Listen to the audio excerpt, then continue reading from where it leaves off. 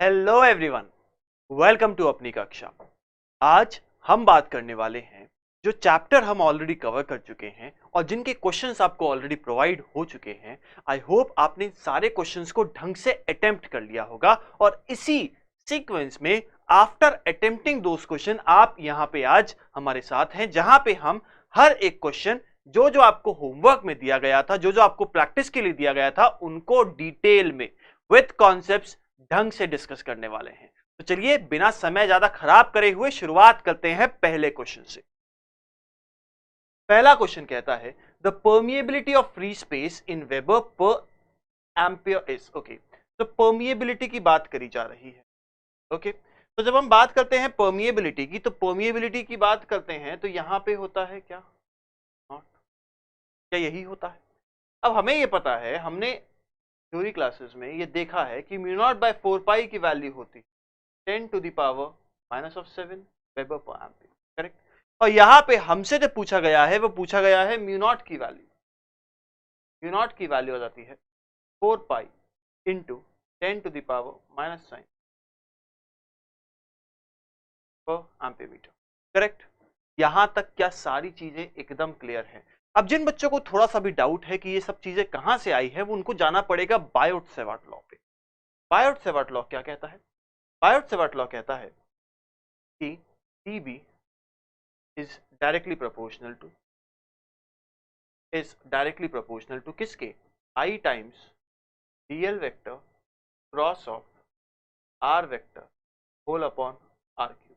ठीक है, तो यहाँ पे मैं एम्पियर मीटर कर देता हूँ यहाँ पे। ठीक है, तो क्या आपको यहां से समझ में आया? ये जो प्रोपोर्शनैलिटी साइन है, उसकी जगह पे जो हम प्रोपोर्शनैलिटी कांस्टेंट का इस्तेमाल करते हैं वो होता है म्यू नॉट अपॉन 4 पाई, और इसी के बारे में क्वेश्चन में पूछा गया था। तो चलिए ऑप्शंस की बात करते हैं। तो पहला गलत हो जाएगा, दूसरा गलत हो जाएगा, तीसरा एकदम सही है एंड चौथा गलत हो जाएगा। तो इस केस में जो फाइनल आंसर हो जाएगा वो हो जाएगा ऑप्शन सी। तो चलिए अब बात करते हैं अगले क्वेश्चन। नेक्स्ट क्वेश्चन में कहा जाता है कि हमारे पास दो फ्री पैरेलल वायर्स हैं जिनके अंदर करंट कैरी कर रहे हैं इन द ऑपोजिट डायरेक्शन। हमें बताना है कि क्या ये दो पैरेलल वायर्स सेम एक दूसरे से अट्रैक्ट होने वाले हैं या एक दूसरे से रिपेल होने वाले हैं। तो चलिए काम करते हैं। सबसे पहले हम एक वायर बनाते हैं और एक और वायर बनाते हैं। तो ये दोनों एक दूसरे से पैरेलल वायर्स हैं, पर जैसा कि क्वेश्चन में कहा गया है इनके अंदर जो करंट फ्लो हो रहा है वो ऑपोजिट हो रहा है। मान लेते हैं I1 एंड मान लेते हैं I2।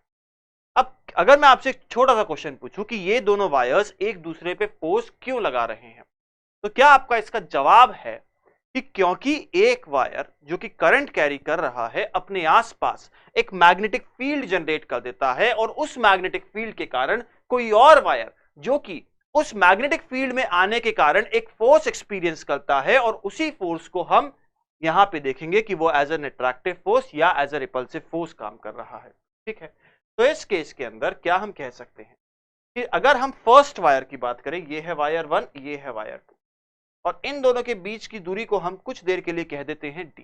तो क्या मैं कह सकता हूं, अगर इस पहले वायर को मैं हाथ से पकड़ूं कुछ इस तरीके से कि मेरा अंगूठा जो है वो I1 करंट की तरफ जाए, तो क्या मैं कह सकता हूं यहां पे जो वायर है वो अंदर की तरफ मैग्नेटिक फील्ड लगाएगा और इस तरफ बाहर की तरफ आएगा, और यहां पे जो मैग्नेटिक फील्ड होगा उसकी वैल्यू होनी चाहिए म्यू नॉट I1 अपॉन 2 पाई d टेस्ला। क्या सब बच्चों को ये एक्सप्रेशन पता है जो हमने थ्योरी क्लासेस में कवर किया है? अब हमें पता है कि करंट जा रहा है इस तरीके से और मैग्नेटिक फील्ड है अंदर की तरफ, यानी करंट जा रहा है कुछ पीछे की तरफ और मैग्नेटिक फील्ड है अंदर की तरफ। तो क्या हम अब फोर्स निकाल सकते हैं एक ऐसे वायर पे जिसपे करंट फ्लो हो रहा हो और वो एक ऐसे रीजन में रखा हो जहां पे मैग्नेटिक फील्ड हो, एक फॉर्मूले से, एक एक्सप्रेशन से जो कहता है F is equal to I times L cos P। ठीक है क्या यहाँ पे? तो यहाँ पे वैल्यू क्या आ जाएगी? Force on two. ठीक है, अब सोच के देखिए, यहां पे L क्रॉस B, L क्या है? डायरेक्शन ऑफ करंट है, और B क्या है? L का डायरेक्शन क्या है? जो डायरेक्शन ऑफ करंट है, और B क्या है? मैग्नेटिक फील्ड है। तो हमें क्या पता है कि मैग्नेटिक फील्ड अंदर, नीचे पेन से डिनोट कर रहा हूं मैं, और जो हमारी करंट है वो ऐसे जा रही है, करेक्ट है। तो अब I times L cross B, L है ये वाला, B है ये वाला, तो एक तरीका तो होगा ऐसे और दूसरा तरीका होगा इसको इधर करूं और इस तरफ दिखाऊं, तो फोर्स बाहर की तरफ है यानी फोर्स इधर आता हुआ है, तो क्या मैं कह सकता हूं कि यहां पे जो फोर्स लग रहा होगा वो दूर लग रहा होगा। और ये कैसा फोर्स होगा, ये होगा मेरा रिपल्सिव फोर्स। रिपल्सिव क्यों बोला मैंने, क्योंकि ये इस वायर वन से दूर जाना चाहता है, यानी इन दोनों के अंदर क्या हो रहा होगा, रिपल्शन हो रहा होगा, एक दूसरे से अपनी दूरी को बढ़ाना चाहते हैं। अट्रैक्शन कब होता, जब यही फोर्स इस वायर की तरफ लगता। इस पर्टिकुलर केस में वायर वन के कारण वायर टू पे रिपल्सिव फोर्स लग रहा है। सिमिलरली अगर मैं वायर टू की मैग्नेटिक फील्ड की बात करूं तो उस मैग्नेटिक फील्ड I1 के आसपास लग रही होगी और इस I1 के आसपास जो फोर्स लगेगा वो भी रिपल्सिव फोर्स होगा। ठीक है, तो ऑप्शंस की बात करें, does not effect each other गलत हो जाएगा, अट्रैक्ट ईच अदर होता अगर ये दोनों पास खिसक रहे होते, रिपेल ईच अदर करेक्ट हो जाएगा, गेट रोटेटेड गलत हो जाएगा। तो इस क्वेश्चन का जो फाइनल आंसर हो जाएगा वो हो जाएगा ऑप्शन सी। इस केस में हमने जो फॉर्मूलेस का इस्तेमाल किया है एक बार फटाफट लिख देते हैं। सबसे पहला फॉर्मूला हमने बात करी थी B vector equal to mu naught I upon 2 pi into जो भी d डिस्टेंस है r क्या, करेक्ट। इसके अलावा जो हमने फॉर्मूला यूज किया वो किया F vector is equal to I times L vector cross B vector. तो हमने इन दो फॉर्मूलेस का इस्तेमाल किया और इस क्वेश्चन को कंप्लीटली खोल के आंसर निकाल दिया। तो चलिए आगे बढ़ते हैं और बात करते हैं अगले question, magnetic field lines inside a solenoid. अब जैसे ही आपके दिमाग में आता है कि सोलेनॉइड के अंदर बात करी जा रही है तो चलिए पढ़ते हैं। It is directly proportional to current, inversely proportional to current, directly proportional to its length, inversely proportional to the number of total number of turns. तो जब आपका ऐसे क्वेश्चन आएगा सबसे पहला काम आप क्या करेंगे, एक सोलेनॉइड ले लीजिए। ठीक है भाई, यहां तक समझ में आ रहा है। अब ये जो वायर है ये अंदर जाके वापस आ रहा है, ठीक है, ये अंदर जाके वापस आ रहा है। तो अगर इसमें करंट फ्लो कराएं, सपोज हम यहां से करंट फ्लो और यहां से निकालते हैं, तो क्या ये वायर में से करंट ऐसे फ्लो होगा, यानी कि मैग्नेटिक फील्ड लाइंस जो हैं कुछ ऐसे जा रही होंगी।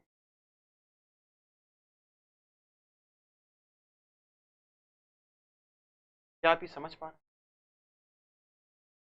और यहां पे लॉन्ग सोलेनॉइड मतलब क्या होता है कि जिसकी लंबाई जो है वो काफी ज्यादा है, किससे, इसके रेडियस से। फॉर अ लॉन्ग सोलेनॉइड हम लिख सकते हैं, क्या लिखेंगे बच्चों, हम लिखेंगे कि जो मैग्नेटिक फील्ड होती है सोलेनॉइड के अंदर वो बराबर होती है म्यू नॉट इनटू एन आई, जहां पे B रिप्रेजेंट करता है magnetic field, mu naught represent करता है परमिएबिलिटी इन एयर और वैक्यूम, N रिप्रेजेंट करता है number of turns per unit length of the solenoid और I रिप्रेजेंट करता है जो करंट फ्लो हो रहा है इस सोलेनॉइड में से, जो कि इस केस में I है। ठीक है, आगे बढ़ते हैं। तो ये कहता है कि जो B है वो डायरेक्टली प्रोपोर्शनल है करंट के, बिल्कुल सही बात है। इनवर्सली प्रोपोर्शनल है करंट के, नहीं। डायरेक्टली प्रोपोर्शनल है लंबाई के, नहीं।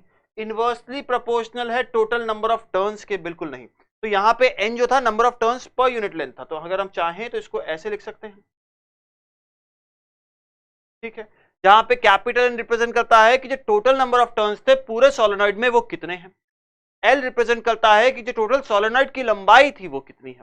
तो यहां से हमें समझ में आता है कि इस क्वेश्चन का करेक्ट आंसर हो जाएगा क्या बच्चों, ऑप्शन ए। आई होप यहां तक सब कुछ क्लियर है। तो चलिए आगे बढ़ते हैं और बात करते हैं नेक्स्ट क्वेश्चन।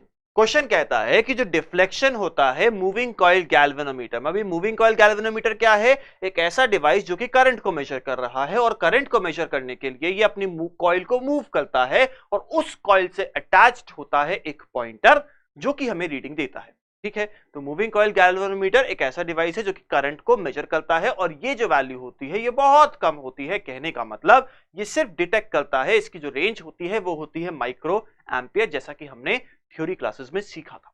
करेक्ट। अब इस क्वेश्चन के हिसाब से जब हमें मूविंग कॉइल गैल्वेनोमीटर के बारे में पूछा जाता है तो आपके सामने वो एक्सप्रेशन आ जाना चाहिए। क्या expression, K times pi equal to N A B,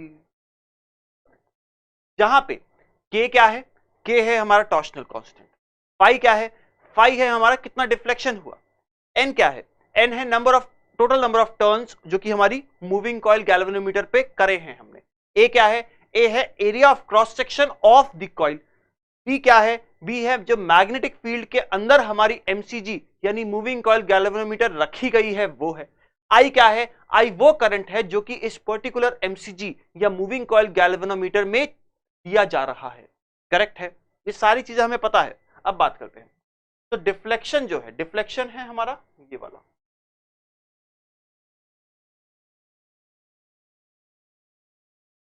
तो डिफ्लेक्शन के बारे में पूछा जाता है, क्या ये प्रोपोर्शनल है टॉर्शनल कांस्टेंट के, तो क्या फाई प्रोपोर्शनल है क्या के, आंसर है नहीं, नहीं है। सेकंड, तो ये तो गलत हो गया।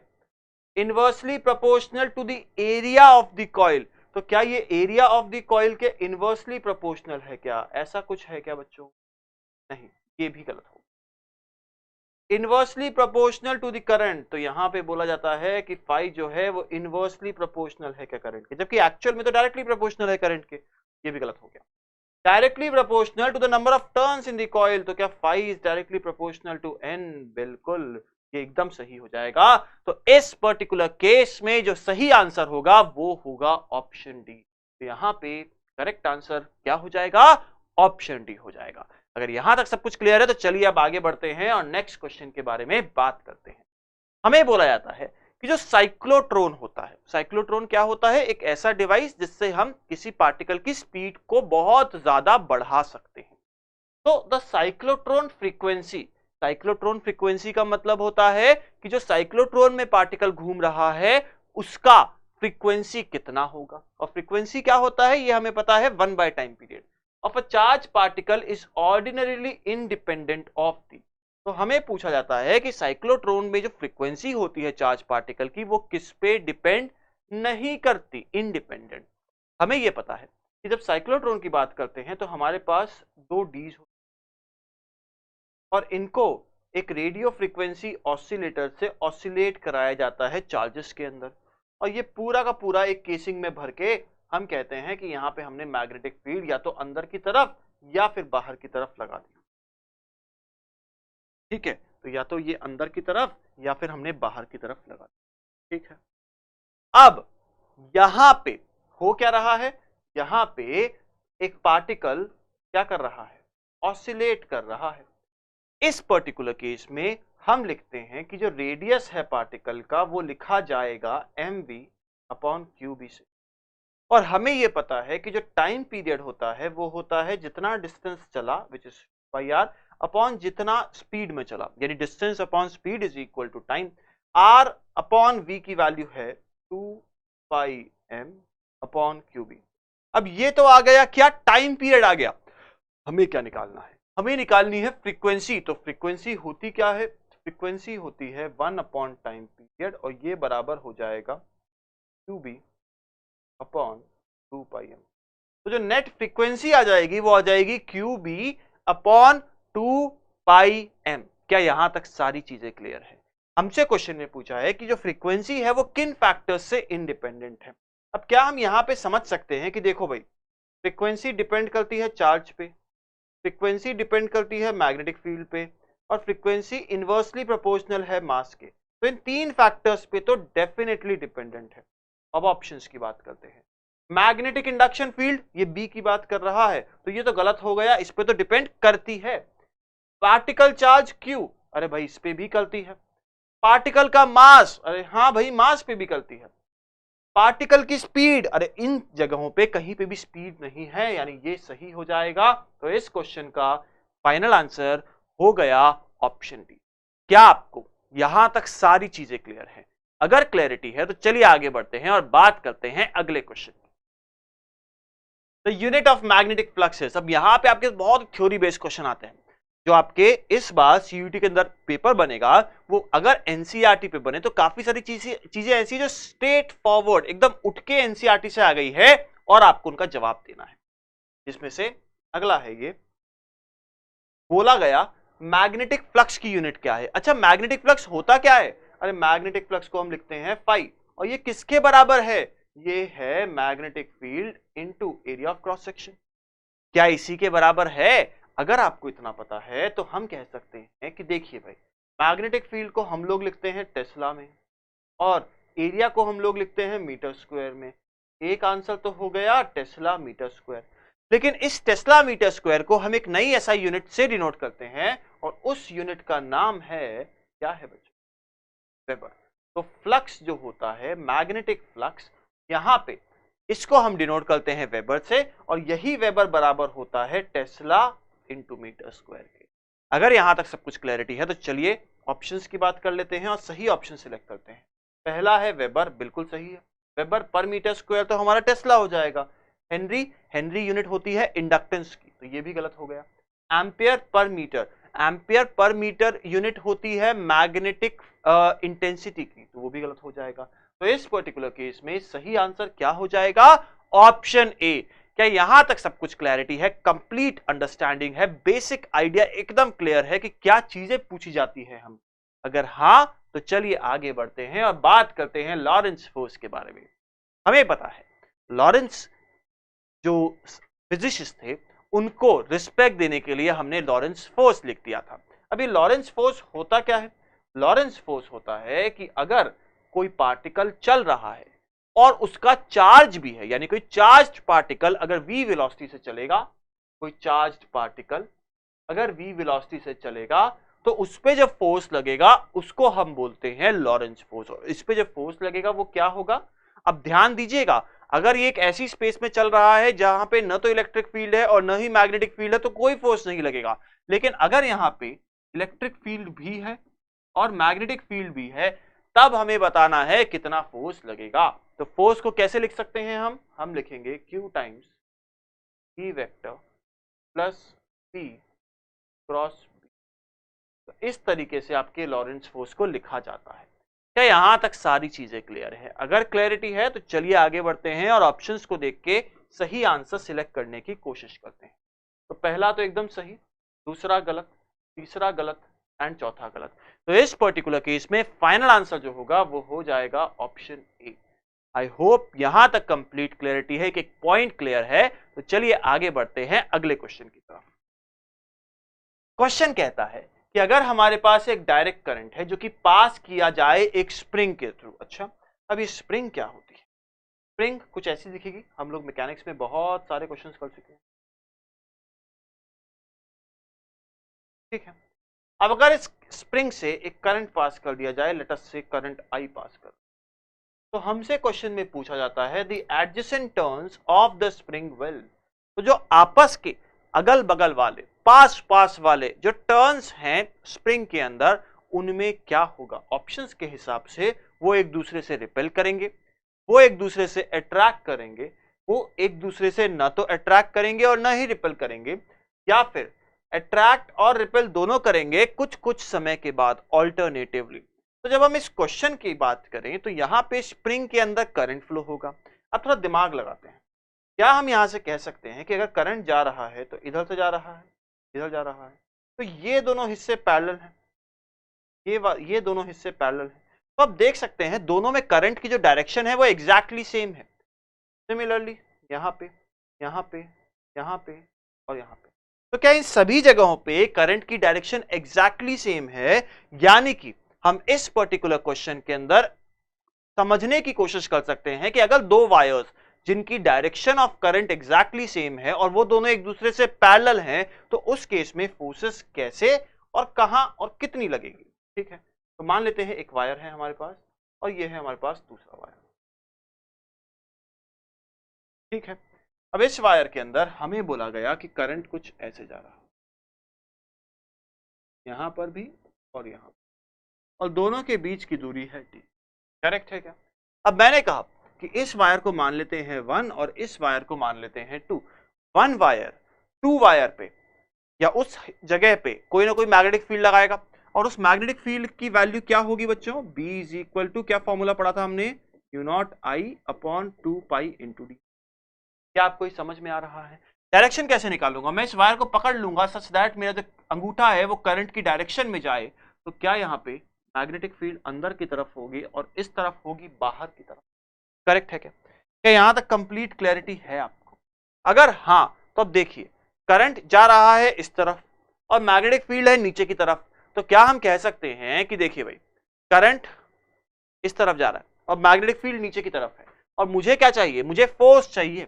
कौन सा फोर्स, जो कि 2 पे लग रहा होगा। कौन लगा रहा होगा, अरे मैग्नेटिक फील्ड लगा रही होगी। तो यहाँ पे क्या हम कुछ इस तरीके से एक्सप्रेस कर सकते हैं। बेसिक फॉर्मूला लिखा है मैंने, इस फॉर्मूला में बस 2 2 2 लगा दिया गया है, ठीक है। तो अब यहाँ पे कुछ ऐसा कंडीशन है। अब हो क्या रहा है, L से B की तरफ जाना है, L है उस तरफ, तो L है इस तरफ, B की तरफ जाना है। अंगूठा क्या देगा मेरे को, डायरेक्शन ऑफ फोर्स देगा। तो क्या इस पर्टिकुलर केस में जो फोर्स लग रहा है वो कुछ ऐसे लग, यानी कि वायर 2 को वायर 1 की तरफ फोर्स एक्सपीरियंस हो रहा है। यानी ये किस टाइप का फोर्स है, ये अट्रैक्टिव फोर्स है, क्योंकि दोनों वायर्स एक दूसरे के पास आ जाएंगे। क्या यहां तक चीज समझ में आ रही है? इसका मतलब अगर दो वायर्स जो कि एक दूसरे से पैरेलल हैं, उनमें सेम डायरेक्शन में करंट फ्लो कराएंगे तो वो एक दूसरे को अट्रैक्ट करेंगे, यानी पास आने की कोशिश करेंगे। जब हम स्प्रिंग्स की बात करते हैं तो स्प्रिंग में भी तो ऐसा ही हो रहा है कि दोनों वायर्स ऑलमोस्ट एक दूसरे के पैरेलल चल रहे हैं। तो जब इनके अंदर करंट फ्लो कराया जाएगा तो इनमें सेम डायरेक्शन होने के कारण एक अट्रैक्टिव फोर्स जनरेट होगा, और उस अट्रैक्टिव फोर्स के कारण ये सारी स्प्रिंग के जो अलग अलग टर्न्स हैं वो आपस में एक दूसरे के पास आ जाएंगे, क्योंकि अट्रैक्टिव फोर्स आ गया। तो इस पर्टिकुलर क्वेश्चन में रिपेल ईच अदर गलत हो जाएगा, अट्रैक्ट ईच अदर सही हो जाएगा, नाइदर अट्रैक्ट नॉर रिपेल गलत, ये भी गलत। तो इस केस का फाइनल आंसर क्या हो जाएगा बच्चों, फाइनल आंसर हो जाएगा ऑप्शन बी। अगर यहां तक सब कुछ क्लियर है तो चलिए आगे बढ़ते हैं नेक्स्ट क्वेश्चन। क्वेश्चन कहता है कि जो टेस्ला है वो किस फिजिकल क्वांटिटी की यूनिट है। टेस्ला किस फिजिकल क्वांटिटी की यूनिट है। अब जैसा कि आपको पता है टेस्ला निकोला टेस्ला के नाम पे रखा गया है, और इनको बहुत बड़ा, मतलब क्या कहें, ये बहुत बड़े फिजिसिस्ट थे और उन्होंने बहुत सारी चीजें डिस्कवर करी है, ठीक है, इन्वेंट करी है, बेसिक पेटेंट करी है, बहुत एग्जैक्ट वर्ड। तो टेस्ला जो है वो बेसिकली आपने कहां पे पढ़ा था, किस फिजिकल क्वांटिटी से एसोसिएटेड था, ये था आपका मैग्नेटिक फील्ड। क्या था ये, मैग्नेटिक। और ये किसकी यूनिट है, मैग्नेटिक फील्ड। पहला गलत, दूसरा गलत, तीसरा गलत, चौथा सही। तो इस केस का जो फाइनल आंसर हो जाएगा वो हो जाएगा ऑप्शन डी। आई होप यहां तक कंप्लीट क्लैरिटी है। थोड़ा थ्योरी बेस्ड चीजें हैं, कॉन्सेप्ट मतलब बेसिक आइडिया चीजें हैं। ये तो चीजें ऐसी हैं जो आपको ध्यान ही रखनी पड़ेंगी, कोई लॉजिक या कोई रीजन नहीं बता सकते। आगे बढ़ते हैं अगले क्वेश्चन की तरफ। एक पार्टिकल है जिसका चार्ज दे रखा है Q और इसका मास दे रखा है M। ये सर्कुलेट कर रहा है यूनिफॉर्म मैग्नेटिक फील्ड में और इसकी स्पीड क्या है, v है। हमें क्या बताना है कि रेडियस ऑफ दिस सर्कल क्या होगा। चलिए कोशिश करते हैं। तो इस पर्टिकुलर केस में मान लेते हैं कि हमारे पास एक चार्ज है जिसका चार्ज है, राइट, यहाँ पे v लगाया, ठीक है, और इस रीजन में कुछ मैग्नेटिक फील्ड है जो कि बाहर आती हुई,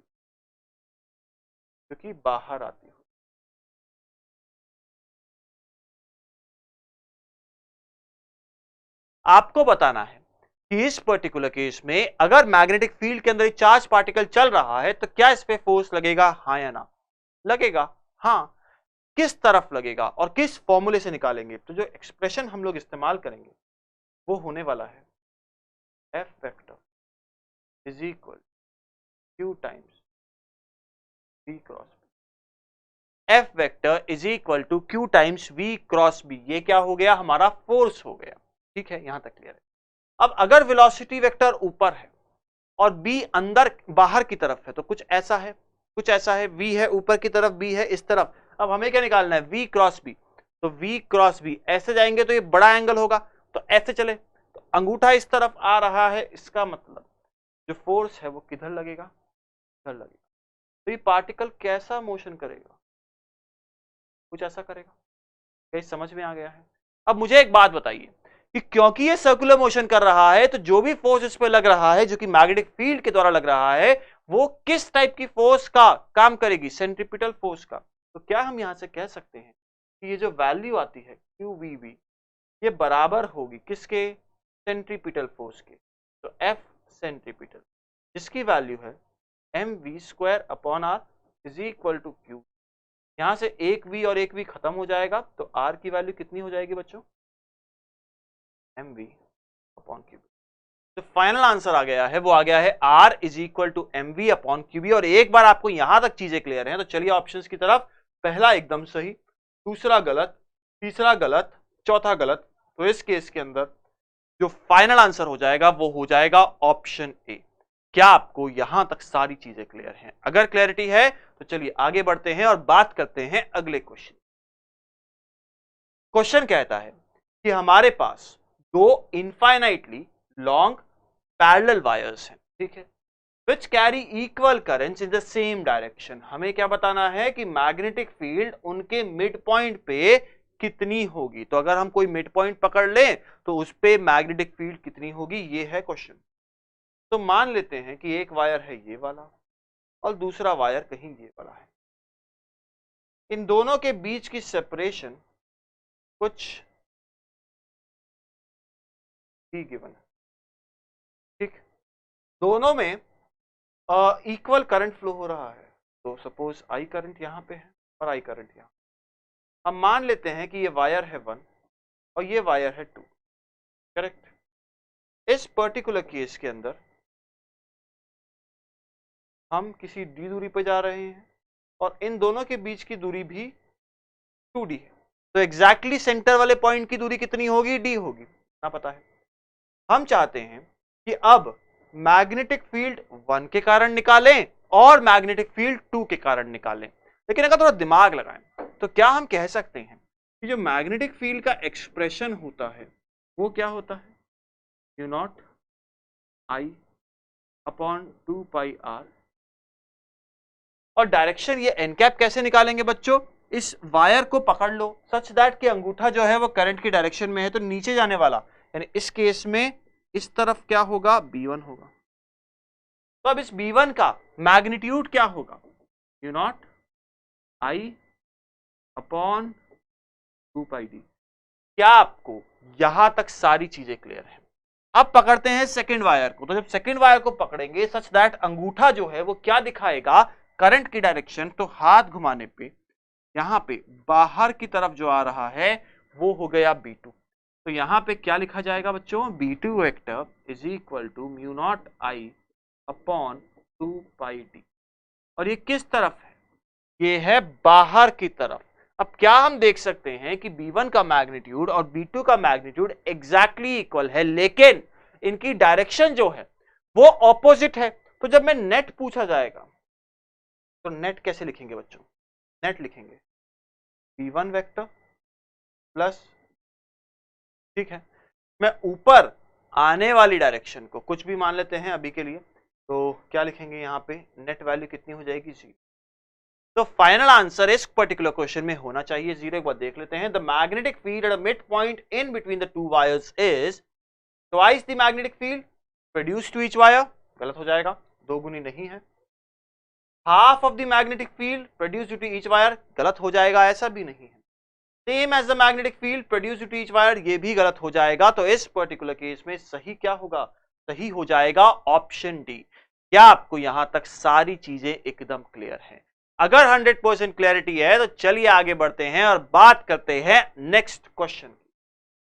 क्वेश्चन कहता है कि हमारे पास एक चार्ज्ड पार्टिकल है जो कि मूव कर रहा है एक वेलोसिटी v वेक्टर से और इसको सब्जेक्ट कर दिया गया, यानी यहां पे हमने लगा दी है, क्या लगा दी है, इलेक्ट्रिक फील्ड और मैग्नेटिक फील्ड दोनों लगा दी है। लेकिन जो पार्टिकल है उसमें कोई डिफ्लेक्शन आ ही नहीं रहा। तो हमें बताना है कि ऐसा इसीलिए हुआ क्योंकि E और B परपेंडिकुलर है और V की वैल्यू E बाई B के बराबर, B बाई E के बराबर है। E पैरेलल है V के और परपेंडिकुलर है B के। ओके, तो डिफरेंट केसेस दे रखे हैं। अब मुझे एक बात बताइए, अगर किसी चार्ज पार्टिकल को मैं इलेक्ट्रिक फील्ड दे दूं तो क्या वो डिफ्लेक्ट करेगा? आप कहेंगे सर इट डिपेंड्स। अगर आपने चार्ज पार्टिकल की वेलोसिटी को ही आपने उसी डायरेक्शन में इलेक्ट्रिक फील्ड दे दी तो कोई डिफ्लेक्शन नहीं होगा। लेकिन अगर आपने परपेंडिकुलर दी है या किसी भी एंगल पे दी है तो डिफ्लेक्शन डेफिनेटली होगा। क्या ये चीजें समझ में आती है? यानी कि अगर मेरे पास एक चार्ज पार्टिकल है जो कि इस तरफ मूव कर रहा है, तो अगर मैं इलेक्ट्रिक फील्ड भी ऐसे ही दे दूं तो कोई डिफ्लेक्शन नहीं हो रहा है, क्योंकि फोर्स जो लगेगी वो इसी चार्ज पार्टिकल की डायरेक्शन में लगेगी और इसीलिए कोई डिफ्लेक्शन नहीं हो। ठीक है, अब मैं मैग्नेटिक फील्ड लगाता हूं। अब मैग्नेटिक फील्ड से भी मुझे कोई डिफ्लेक्शन नहीं करना है, तो या तो मैं मैग्नेटिक फील्ड ऐसे लगा दूं या फिर मैं ऐसे लगा दूं, तो इन दोनों में से कोई भी डायरेक्शन में लगा दूंगा तब भी कोई भी फोर्स नहीं लगेगा इस पार्टिकल पे। तो एक तरीका क्या है कि वेलोसिटी और इलेक्ट्रिक फील्ड और मैग्नेटिक फील्ड सारे एक दूसरे के पैरेलल हो जाएं, तभी ये चीज पॉसिबल है। एक और ऑप्शन है, तो ये तो हो गया हमारा ऑप्शन या पहला केस।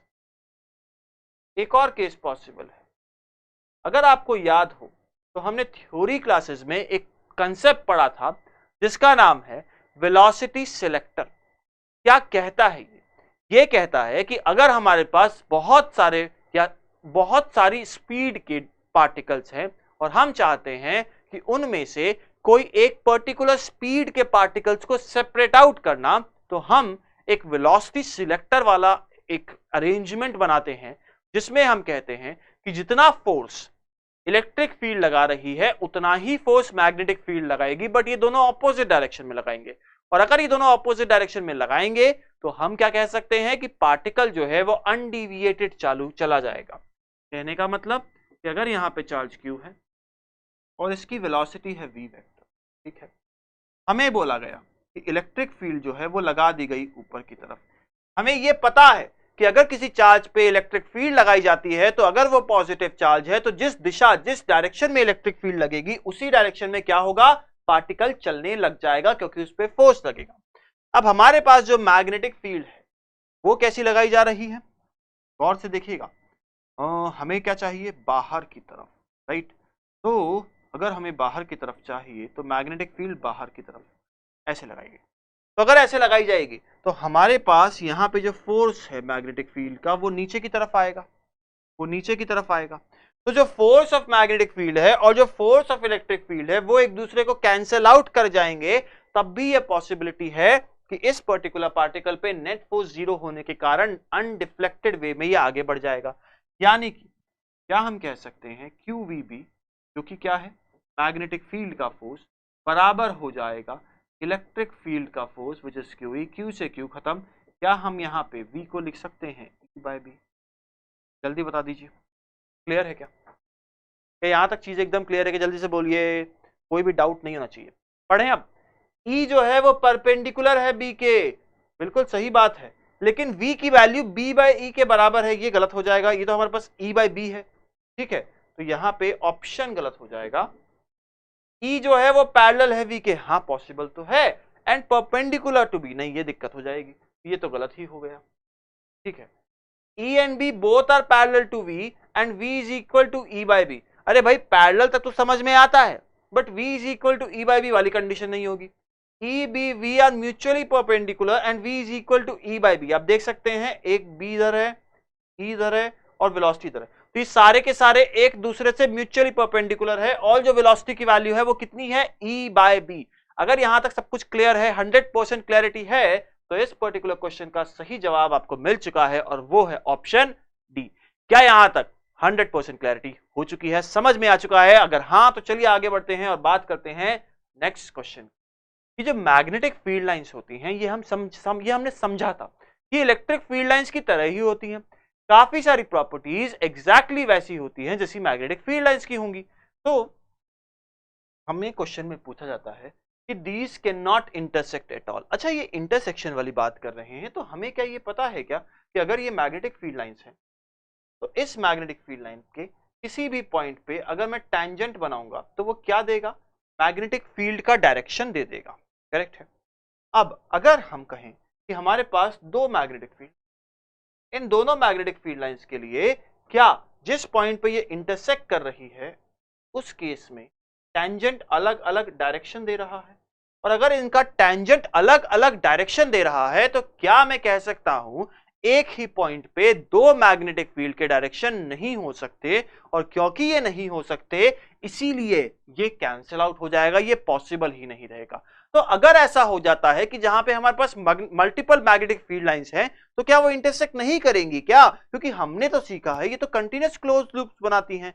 बेटा इंटरसेक्ट तो करेंगी, लेकिन वो इंटरसेक्ट होने के बाद अपने आप को कुछ इस तरीके से अरेंज कर लेंगी जिससे यहां पे दो की जगह एक ही मैग्नेटिक फील्ड लाइंस हो जाए, और ये कैसी हो जाएंगी, ये रिजल्टेंट वाली हो जाएंगी, और इनका जो हमारे पास मैग्नेटिक फील्ड आएगी वो कैसी आएगी, वो ऐसी आएगी।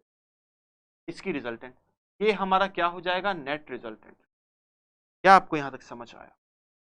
यही चीज क्लियर हो रही है आपको कि मैग्नेटिक फील्ड लाइंस इंटरसेक्ट नहीं कर सकती, जहां पर भी इंटरसेक्ट करेंगी वो नेट बन जाएगी ताकि एक ही मैग्नेटिक फील्ड लाइंस प्रेजेंट रहे। तो यहां पे बोला गया magnetic field lines can not intersect at all, correct है। इंटरसेक्ट एट इंफिनिटी, अरे इंटरसेक्ट करती ही नहीं है भाई, intersect with in the magnet गलत है, अंदर भी इंटरसेक्ट नहीं करेंगी।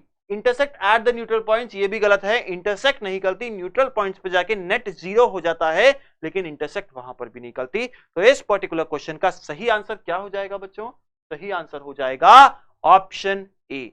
क्या यहां तक सारी चीजें क्लियर है, एक एक पॉइंट आपको समझ में आ चुका है? अगर हाँ तो चलिए आगे बढ़ते हैं और बात करते हैं नेक्स्ट क्वेश्चन की। क्वेश्चन कहता है कि नीचे दिए गए ऑप्शंस में से आपको बताना है कि सबसे सही, सबसे करेक्ट आंसर क्या है। पहला स्टेटमेंट कहता है कि जो इलेक्ट्रिक फील्ड लाइंस होती हैं वो क्लोज्ड कर्व्स बनाती हैं, बट मैग्नेटिक लाइंस जो होती हैं वो क्लोज्ड कर्व्स नहीं बनाती। चलिए कोशिश करते हैं समझने की। हमें पता है कि जब भी हमारे पास एक पॉजिटिव चार्ज है और एक नेगेटिव चार्ज है, तो इलेक्ट्रिक फील्ड लाइन जो होती हैं वो शुरुआत करती हैं पॉजिटिव चार्ज से और खत्म हो जाती है नेगेटिव चार्ज पे, या फिर शुरुआत करती है पॉजिटिव चार्ज से और खत्म हो जाती है इंफिनिटी पे, या फिर शुरुआत करती है इंफिनिटी से और खत्म हो जाती है नेगेटिव चार्ज। क्या आपको समझ आ रहा है? शुरुआत करती है पॉजिटिव पे, खत्म हो जाती है नेगेटिव पे, एक केस ये हो गया। शुरुआत करती है पॉजिटिव पे, खत्म होती है इंफिनिटी पे, दूसरा केस ये हो गया। शुरुआत होती है इंफिनिटी पे और खत्म होती है नेगेटिव पे, एक केस ये हो। तो ठीक है, क्या आपको सारी चीजें समझ में आ चुकी हैं? तो तीन तरीके पॉसिबल है। क्या इनमें से कोई भी क्लोज्ड लूप बना रही है? नहीं। तो electric field lines never form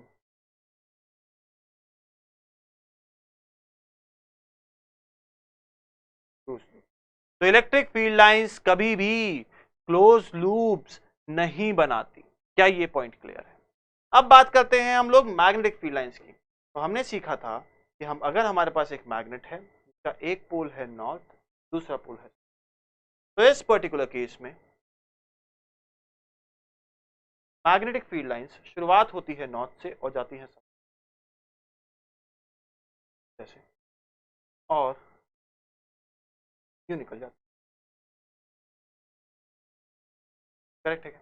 अब अगर आपने यहाँ पे गौर किया हो तो मैंने यहाँ पे सारी की सारी फील्ड लाइंस को क्लोज्ड फॉर्म में बनाया है।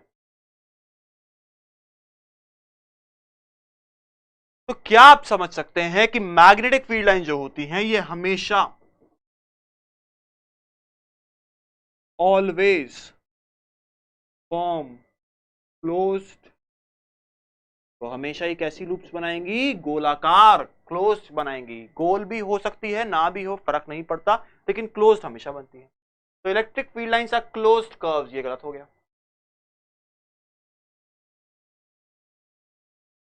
Magnetic field lines are closed, हाँ, electric field lines are not, correct. Both electric and magnetic are closed, गलत हो जाएगा। Neither electric nor magnetic field lines closed है, गलत हो जाएगा। तो इस पर्टिकुलर केस में सही आंसर जो हो जाएगा वो हो जाएगा आपका ऑप्शन बी। क्या आपको यहां तक सारी चीजें क्लियर है? अगर कंप्लीट क्लैरिटी है तो चलिए आगे बढ़ते हैं और बात करते हैं नेक्स्ट क्वेश्चन। अच्छा भाई, अब यहां पे बोलते हैं एंगल ऑफ डिप बताओ, कहां पे? मैग्नेटिक पोल्स पे। अच्छा, ये मैग्नेटिक पोल्स और ये एंगल ऑफ डिप क्या होता है, आप भूल तो नहीं गए? चलिए याद करते हैं। हमें पता है कि हमारी पृथ्वी जो है इसको हम लगभग लगभग गोल मान लेते हैं। इस गोल पृथ्वी पे हमारे पास मैग्नेटिक फील्ड लाइंस हैं, और ये जो मैग्नेटिक फील्ड लाइंस हैं ये पृथ्वी के एक्सिस से, मैग्नेटिक एक्सिस जो है उससे 11.3 डिग्री इंक्लाइंड है। ठीक है, हमें यह भी पता है कि यहां पे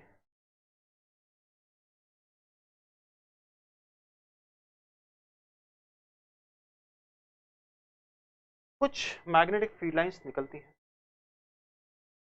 और अगर ये हमारा मैग्नेटिक नॉर्थ है तो यहाँ पे मैग्नेटिक साउथ है, तो जो हमारे बार मैग्नेट में नॉर्थ पोल से फील्ड लाइंस निकला करती थी पृथ्वी के अंदर एकदम उल्टा होता है बच्चों। क्या होता है?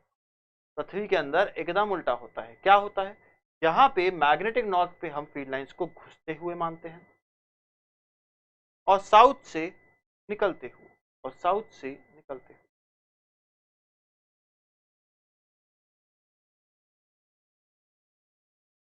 क्या आपको यहां तक सारी चीजें एकदम क्लियर है? ठीक है, अगर यहां तक सब कुछ क्लियर है तो अब ये तो समझ में आ गया कि मैग्नेटिक पोल क्या है। यहां पे जा रहे हैं मैग्नेटिक पोल्स, या तो नॉर्थ पे या फिर साउथ पे, दोनों के दोनों क्या होगा, मैग्नेटिक पोल्स हो गए। बट परेशानी ये है, what is angle of dip? ये डिप क्या है भाई?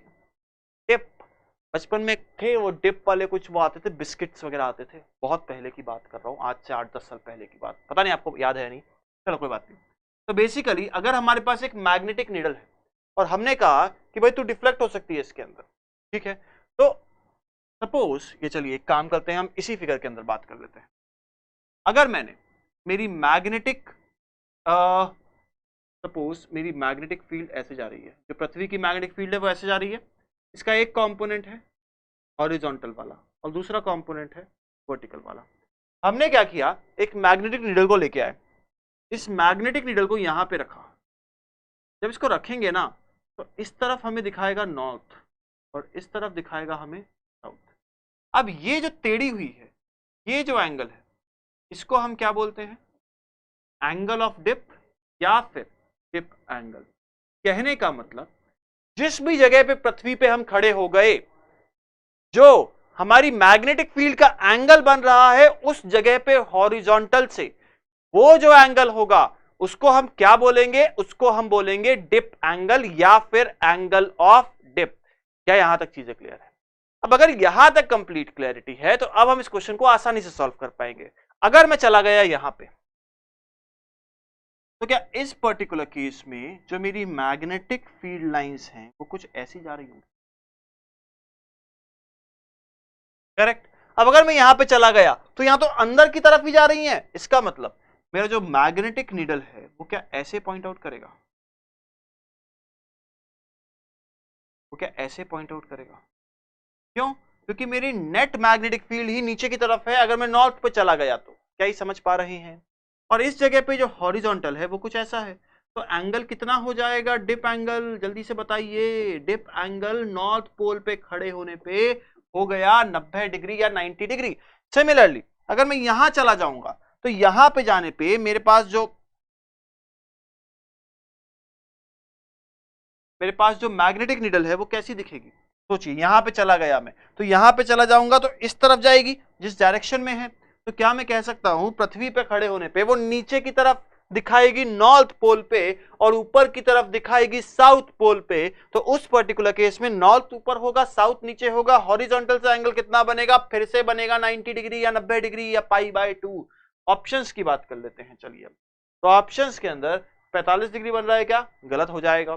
30 डिग्री बन रहा है, क्या फिर से गलत हो जाएगा? 0 या 0 डिग्री बन रहा है, क्या नहीं। करेक्ट आंसर क्या हो गया बच्चों? करेक्ट आंसर हो गया इस केस में ऑप्शन डी। क्या आपको यहां तक समझ में आया है? डिप एंगल, मैग्नेटिक पोल्स यानी magnetic north and magnetic south, यहां पे अगर हम नीडल को रखते हैं तो क्या होता है, डिप एंगल कैसे निकालते हैं, ये सारे पॉइंट्स क्लियर होने चाहिए। इस पे बेस्ड क्वेश्चंस एक्सपेक्ट कर सकते हैं आप इस साल के पेपर में। बात करते हैं अगले क्वेश्चन की। Susceptibility of a paramagnetic material is. अब ससेप्टिबिलिटी क्या होती है, किसी को याद है या सब भूल चुके हैं? जल्दी बताइए, ससेप्टिबिलिटी क्या होती है? तो हम बात करते हैं ससेप्टिबिलिटी की। ससेप्टिबिलिटी को हम जो सिंबल यूज करते हैं वो करते हैं काई। अब यहां पे ससेप्टिबिलिटी जो होती है वो होती है आपका एम जो होता है मैग्नेटाइजेशन। ये क्या होता है बच्चों, भूल तो नहीं गए? मैग्नेटाइज, ये डायरेक्टली प्रोपोर्शनल होता है एच, जो कि होता है मैग्नेटिक डेंसिटी। ठीक है, यहां तक क्लियर है क्या? जल्दी से बता दीजिए। ठीक है, 100% क्लैरिटी है यहां तक? जल्दी बोलिए। ओके, तो अब हम कहते हैं कि जो मैग्नेटाइजेशन है और जो मैग्नेटिक इंटेंसिटी है वो एक दूसरे के डायरेक्टली प्रोपोर्शनल है। यानी जितना हम, अच्छा एच की वैल्यू क्या है? एच की वैल्यू होती है number of turns per unit length into current, और इसकी वैल्यू क्या है, मैग्नेटिक मोमेंट अपॉन वॉल्यूम। ठीक है, समझ में आया। अब हम कहते हैं कि यहां पे जो प्रोपोर्शनैलिटी साइन लगा हुआ है, इसको अगर हम प्रोपोर्शनैलिटी कांस्टेंट से रिप्लेस करेंगे तो वो वैल्यू आ जाएगी आपके पास मैग्नेटिक ससेप्टिबिलिटी। क्या वैल्यू आ जाएगी बच्चों, वो आ जाएगी मैग्नेटिक ससेप्टिबिलिटी। ठीक है, अब जब भी हम डायमैग्नेटिक मटेरियल की बात करते हैं तो डायमैग्नेटिक मटेरियल क्या करते हैं, मैग्नेटिक फील्ड लाइंस को रिपेल करते हैं, वो हेट करते हैं, वो दूर भगाना चाहते हैं, वो अपने अंदर से पास नहीं होना चाहते, तो नहीं करना चाहते। इसका मतलब उस पर्टिकुलर केस में जहां पे मैग्नेटिक फील्ड लाइंस रिपेल होती हैं,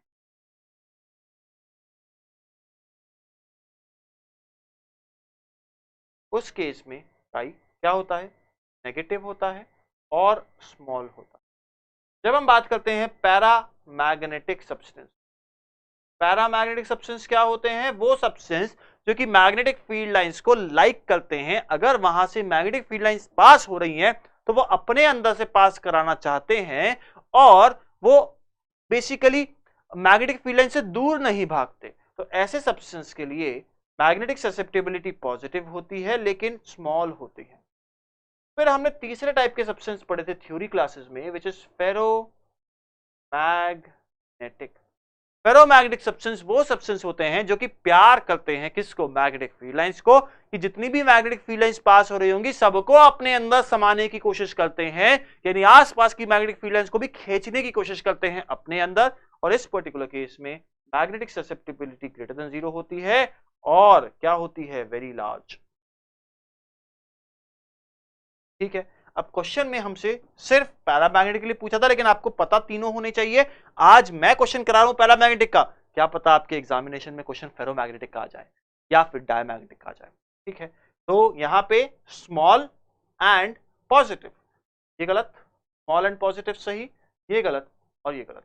तो क्या आप समझ चुके हैं, इस पर्टिकुलर केस का जो फाइनल आंसर हो जाएगा वो हो जाएगा ऑप्शन बी। अगर यहां तक कंप्लीट क्लैरिटी है तो चलिए आगे बढ़ते हैं और बात करते हैं अगले क्वेश्चन। क्वेश्चन कहता है कि particles having positive charge come with high velocities from the sky towards the earth, यानी वो जो उल्फा पिंड होते हैं या जो एस्टेरॉइड्स पृथ्वी के आसपास एटमॉस्फेयर में घूम रहे हैं, उनमें से कोई एस्टेरॉइड सपोज पृथ्वी के एटमॉस्फेयर में आ गया और उसको इन्फ्लुएंस, ग्रेविटेशनल फोर्स के इन्फ्लुएंस के कारण वो अंदर यानी पृथ्वी के जमीन पे आने लगता है। तो अब क्या हुआ, वो पृथ्वी की तरफ आ रहा है। On account of the magnetic field of the earth they would be deflected towards the, ठीक है भाई। सबसे पहला काम हम यहाँ पे क्या करेंगे, सबसे पहले तो हम पृथ्वी बनाते हैं। तो हमारी पृथ्वी है, इस पे एक संकट आ चुका है। ठीक है, क्या संकट आ गया है, यहाँ पे उल्फा पिंड या फिर कुछ पर्टिकुलर पार्टिकल्स गिर रहे हैं। अब यहाँ पे मान लेते हैं हम क्या, ये मान लेते हैं हमारी एक्सिस। अब मैग्नेटिक फील्ड लाइन जो है वो कैसी है, वो ये है मैग्नेटिक नॉर्थ और ये है मैग्नेटिक, ठीक है। तो यहां से मैं बाहर की तरफ की मैग्नेटिक फील्ड लाइंस बना रहा हूं बेटा,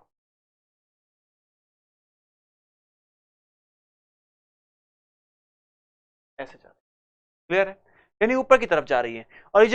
और यहाँ पे जो पार्टिकल्स हैं वो कैसे निकल रहे हैं, वो अंदर की तरफ जा रहे हैं, यानी उनकी वेलोसिटी कैसे है, अंदर की तरफ। क्या आप ये समझ पा रहे हैं, यानी वेलोसिटी, अगर मैं इसको वेलोसिटी मान रहा हूं तो ये मेरी तरफ आ रहा है, ठीक है, ये मेरी तरफ आ रहा है। अब ये जब मेरी तरफ आ रहा है तो मैग्नेटिक फील्ड लाइंस कैसे हैं, ऊपर जा रही है, ऊपर जा रही है। आपको क्या बताना है, अगर ये नॉर्थ है, अगर ये साउथ है, अगर ये ईस्ट है और अगर ये वेस्ट है, तो जो पार्टिकल्स है वो कहां पे डिफ्लेक्ट होंगे। तो देखिए मैग्नेटिक फील्ड लाइंस ऊपर है, ये पार्टिकल अंदर की तरफ जा रहा है, v वेलोसिटी है। हम अब निकालेंगे कैसे, हमें एक फॉर्मूला, एक एक्सप्रेशन पता है जो कहता है F is equal to Q times V vector cross B. F vector is equal to Q times V vector cross B vector. V vector अंदर की तरफ है, बी वेक्टर ऊपर की तरफ है, तो v क्रॉस बी क्या देगा हमें, तो या तो एक है v क्रॉस बी, चलिए v ऊपर की तरफ भी है, तो यहां से करेंगे तो अंगूठा किधर आया, इस तरफ आया, और इस तरफ कौन सी डायरेक्शन है बच्चों, इस तरफ है ईस्ट। तो हमारा जो पार्टिकल है जो कि ऊपर से गिर रहा है वो किस दिशा, किस डायरेक्शन में जाएगा, वो जाएगा ईस्ट की तरफ, पहला गलत, दूसरा गलत, तीसरा गलत। करेक्ट आंसर इस पर्टिकुलर क्वेश्चन का हो जाएगा फोर्थ, विच इज ईस्ट। अगर यहां तक सब कुछ क्लियर है तो चलिए बात करते हैं आगे और समझने की कोशिश करते हैं अगले क्वेश्चन में क्या पूछा जा रहा है। Magnetic permeability is maximum for. अच्छा, ये मैग्नेटिक परमिएबिलिटी होता क्या है भाई? मैग्नेटिक परमिएबिलिटी, हमें ये तो पता है कि जब हम परमिएबिलिटी बोलते हैं तो परमिएबिलिटी को हम लोग डिनोट करते हैं म्यू से। और अगर ये परमिएबिलिटी एयर या फिर वैक्यूम की है तो इसको हम लिखेंगे म्यू नॉट से। बहुत सिंपल है। और अगर ये किसी मीडियम की है तो हम इसको लिखते हैं म्यू से। और यहां पे रिलेटिव परमिएबिलिटी भी होती है जो कि होती है म्यू आर से, और इस म्यू आर की वैल्यू होती है म्यू अपॉन म्यू नॉट। बहुत सिंपल है। अब क्वेश्चन में हमसे पूछा है मैग्नेटिक परमिएबिलिटी, यानी ये मैग्नेटिक वाली परमिएबिलिटी की बात कर रहा है। इसका मतलब हमें ये जानना है या ये बताना है कि कोई पर्टिकुलर सब्सटेंस में से कितनी मैग्नेटिक फील्ड लाइंस अट्रैक्ट होती हैं, वो मेजर है मैग्नेटिक परमिएबिलिटी का। तो बेसिकली यहां पे जब हम चीजों को समझने की कोशिश कर रहे हैं तो क्या हम कह सकते हैं magnetic permeability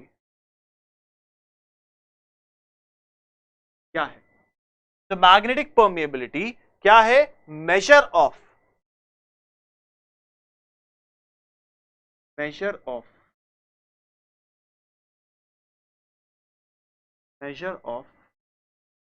magnetic field lines passing through material। measure of magnetic field lines जो कि एक मटेरियल से पास हो रही हैं। अब मुझे एक बात बताओ, जब भी मैं डायमैग्नेटिक सब्सटेंस की बात करता हूं आपको क्या क्या याद आता है? Diamagnetic, diamagnetic.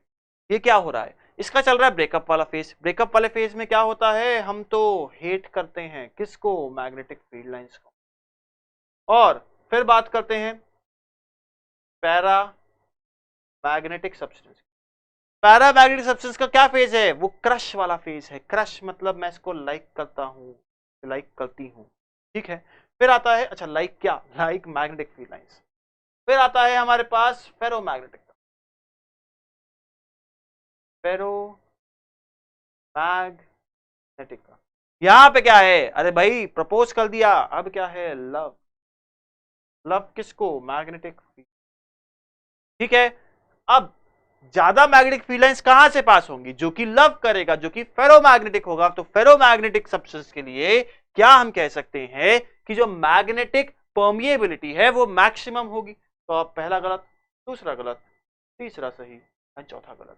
तो इस पर्टिकुलर केस में जो करेक्ट आंसर हो जाएगा वो हो जाएगा आपका ऑप्शन सी। क्या यहां तक सब कुछ क्लियर है? तो चलिए आगे बढ़ते हैं और बात करते हैं अगले क्वेश्चन। क्वेश्चन कहता है the material of a permanent magnet has. अब हमने सीखा था कि एक हिस्टेरेसिस लूप, हिस्टेरेसिस लूप में दो चीजें सीखी थी। क्या चीजें सीखी थी? कि वाई एक्सिस पे हम बनाते थे मैग्नेटाइजेशन, और जो मैग्नेटाइजेशन ना कह के हम मैग्नेटिक फील्ड भी बोल सकते हैं। चलिए बस को ड्रॉ कर देते हैं। तो बेसिकली हमने एक हिस्टेरेसिस लूप सीखी थी जहां पे ये है हमारी Y axis and this is our axis, ठीक है भाई।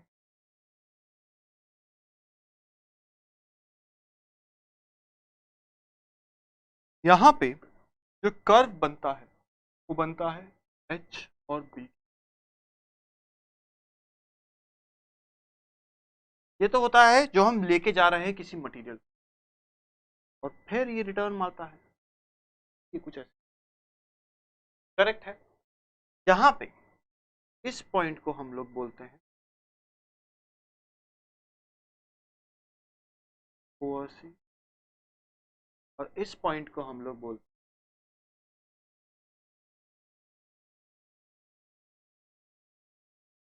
रिटेंटिविटी या फिर रेसिडुअल मैग्नेटिज्म। क्या बोलते हैं? या तो रिटेंटिविटी या फिर रेसिडुअल मैग्नेटिज्म। और यहां पे क्या बोलते हैं, कोर्सिविटी। अब मुझे एक बात बताइए, क्वेश्चन के अंदर बोला गया है परमानेंट मैग्नेट। परमानेंट मैग्नेट क्या होता है? एक ऐसी मैग्नेट जो कि हमेशा मैग्नेट की तरह काम करे, हमें कुछ एक्स्ट्रा करंट देने की जरूरत ना पड़े। अब जब ये कर्व बना रहे थे तो ये कर्व किस चीज का था, इसको दिमाग लगाते हैं। हमें पता है कि सपोज एक मैग्नेट है,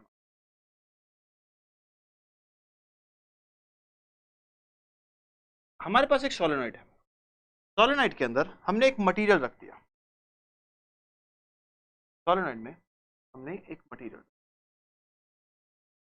और इसमें से हम करंट फ्लो कराने वाले हैं। क्या कराने वाले हैं? करंट फ्लो कराने वाले हैं। यहां से हमने करंट फ्लो कराया और फाइनली यहां से हमने क्या किया, करंट निकाल लिया। करेक्ट है। अब इस मटेरियल के ऊपर अगर करंट फ्लो करेगा तो सोलेनॉइड के अंदर मैग्नेटिक फील्ड लाइंस बढ़ेंगी। करेक्ट। और वो जो मेजर है करंट कितना फ्लो कराएंगे वो है H, और इसके अंदर जो मैग्नेटाइजेशन हो रहा है वो मेजर है इस B का। ठीक है, यहां तक क्लियर है। अब सोच के देखिए, अगर हमने करंट फ्लो कराया तो करंट फ्लो कराया तो H को बढ़ाया, अगर हमने H को बढ़ाया तो क्या हो रहा है, समय के साथ B भी बढ़ता चला गया। तो ये जो फर्स्ट वन लाइन है ये क्या है, इसको मैं नाम देता हूं, ये हो गया हमारा कि जो मटेरियल के अंदर मैग्नेटिक फील्ड या मैग्नेटाइजेशन बढ़ रहा है उसका मेजर। फिर जब हमने करंट को कम किया तो करंट को कम किया तो ये जीरो इसी लाइन पे वापस ना आके ये यहां से वापस जाता, और जब हमने करंट को जीरो कर दिया तो मैग्नेटिक फील्ड कुछ रह जाती है इसमें, और इसी को हम क्या बोलते हैं, रिटेंटिविटी या फिर रेसिडुअल मैग्नेटिज्म बोलते हैं। क्या बोलते हैं बच्चों, रिटेंटिविटी या फिर रेसिडुअल मैग्नेटिज्म बोलते हैं। ठीक है, अब करंट हटा दिया, अब जो बचा हुआ मटेरियल है उसकी वैल्यू है ये, उसमें कितना मैग्नेटिज्म है ये है। और फिर हम अगर और नीचे करते हैं तो यहां पे अगर हमने करंट को उल्टी डायरेक्शन में फ्लो कराया तो कितना करंट फ्लो कराने पे उसका रेसिडुअल मैग्नेटिज्म या रिटेंटिविटी खत्म हो जाएगी, वो पर्टिकुलर वैल्यू ऑफ करंट या उस particular value of magnetic intensity को हम लोग बोलेंगे क्या, कोअर्सिविटी। ठीक है, यहां तक समझ में आया। अब सोच के देखिए, हम बनाना चाहते हैं एक परमानेंट मैग्नेट। परमानेंट मैग्नेट क्या होती है, एक ऐसी मैग्नेट जिसके अंदर अगर मैं करंट को देना बंद कर दूं तब भी वो मैग्नेट की तरह काम करे, यानी उसके अंदर जो बचा हुआ मैग्नेटिज्म है वो ज्यादा हो, यानी उसमें जो बची हुई रिटेंटिविटी है वो ज्यादा हो, यानी उसमें जो बचा हुआ रेसिडुअल मैग्नेटिज्म है वो ज्यादा हो। क्या ही समझ पा रहे हैं? और अगर वो ज्यादा होगा तो क्या कोअर्सिविटी भी ज्यादा हो जाएगी? चलिए बात करते हैं। तो इस पर्टिकुलर क्वेश्चन में हम समझ चुके हैं कि जब परमानेंट मैग्नेट की बात करते हैं तो हाई रिटेंटिविटी होनी चाहिए। ये तो सही है, ये लो रिटेंटिविटी है इसलिए गलत हो जाएगा, यहां पर भी लो रिटेंटिविटी इसलिए गलत हो जाएगा। हाई रिटेंटिविटी, ऑप्शन ए और ऑप्शन डी में से कोई ना कोई सही होगा। आगे बढ़ते हैं, लो कोअर्सिविटी, हाई कोअर्सिविटी। अब अगर हमारा रेसिडुअल मैग्नेटिज्म ज्यादा है तो यहां तक तो ठीक है, लेकिन हमें फर्क क्या पड़ता है कि कोअर्सिविटी ज्यादा हो कि कम हो, हमें तो मैग्नेटिज्म से फर्क पड़ता है ना। नहीं, कोअर्सिविटी से भी फर्क पड़ता है। कोअर्सिविटी क्या दिखाती है, ये दिखाती है कि अगर कोई अपोजिट डायरेक्शन की मैग्नेटिक फील्ड इस पे आ जाए तो क्या इसका मैग्नेटिज्म कम होगा क्या। अब यहां से हम ये दिखाना चाह रहे थे कि अगर मैं इसको ऑपोजिट डायरेक्शन ऑफ करंट में लेके जाऊंगा तो बहुत सारा करंट देना पड़ेगा अगर इसका मैग्नेटिज्म खत्म करना है, बहुत सारा करंट देना पड़ेगा अगर इसका मैग्नेटिज्म खत्म करना है तो, और वो तब होगा जब लार्ज कोअर्सिविटी। इसका मतलब अगर हमारी परमानेंट मैग्नेट को हम एक बाहर एक ऐसी फील्ड में रख दे जिसके अंदर या जिसका डायरेक्शन हमारी मैग्नेटाइजेशन के ऑपोजिट है, तो अगर ये लो कोअर्सिविटी होगी तो क्या हमारी मैग्नेट का मैग्नेटिज्म खत्म हो जाएगा, और अगर ये हाई कोअर्सिविटी होगी तो बहुत सारी मैग्नेटिक फील्ड चाहिए रहेगी उस रेसिडुअल मैग्नेटिज्म को खत्म करने के लिए। तो मैं यहां पे लिख देता हूं। तो अगर हम बात करते हैं लो कोअर्सिविटी,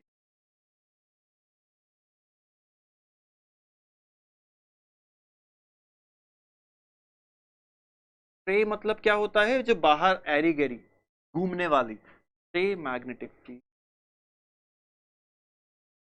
कैन इजीली वैनिश मैग्नेटिज्म। और ये कौन से मैग्नेटिज्म की बात कर रहे हैं, रेसिडुअल मैग्नेटिज्म। ये तो हो गया कब, जब लो कोर्स, और जब हाई कोर्सिविटी होती है तब क्या होता है, जब हाई कोर्सिविटी होती है तब क्या होता है, तब यहां पे जब हाई कोर्सिविटी है तब pre magnetic can not damage magnetism. कौन सा मैग्नेटिज्म? Residual magnetism. तो आपको समझना पड़ेगा ये दो चीजें हैं, दोनों अलग अलग हैं और दोनों ही हाई होनी चाहिए अगर आप परमानेंट मैग्नेट्स की बात कर रहे हैं। क्वेश्चन में आपसे इलेक्ट्रोमैग्नेट्स के बारे, अच्छा पहले ये क्वेश्चन कर लेते हैं। तो हाई लो ये गलत हो जाएगा, यहां पे हाई हाई, ठीक है। अब क्वेश्चन में आपसे इसी पैटर्न पे एक चीज और पूछी जा सकती थी, यहां पे ये परमानेंट मैग्नेट्स की जगह पूछ लेता आपसे क्या? इलेक्ट्रोमैग्नेट्स। तो आपका जवाब क्या होता? इलेक्ट्रोमैग्नेट्स के केस में हम नहीं चाहते कि उसके अंदर अभी भी मैग्नेटिज्म बरकरार रहे, बना रहे, तो हम चाहते हैं कि वहां पे रेसिडुअल मैग्नेटिज्म कम से कम हो और कोएसिविटी भी कम से कम हो, क्योंकि उस मटेरियल को हम as a normal material use करेंगे एक बार अगर हमने इलेक्ट्रोमैग्नेट के अंदर यूज कर लिया उसके बाद, यानी हम उस मटेरियल को हमेशा के लिए मैग्नेटाइज नहीं करना चाहते, ठीक है। तो in case of permanent magnets में हाई हाई है और अगर यहां पे इलेक्ट्रोमैग्नेट आ जाता है तो लो लो हो जाता, ठीक है। क्या क्लियर है? यहां तक कंप्लीट क्लैरिटी है। चलिए आगे बढ़ते हैं अगले क्वेश्चन पे। एक सब्सटेंस है हमारे पास जिसको हमने इंसर्ट किया between the poles of a magnet और ये उचक के बाहर आ जाता है, यानी कि कहने का मतलब ये है कि हमें बोला गया कि एक है नॉर्थ पोल और एक है साउथ। अब हमने क्या किया, यहां पे एक मटेरियल को लेके आए। अब ये तो हमें सबको पता है कि नॉर्थ पोल से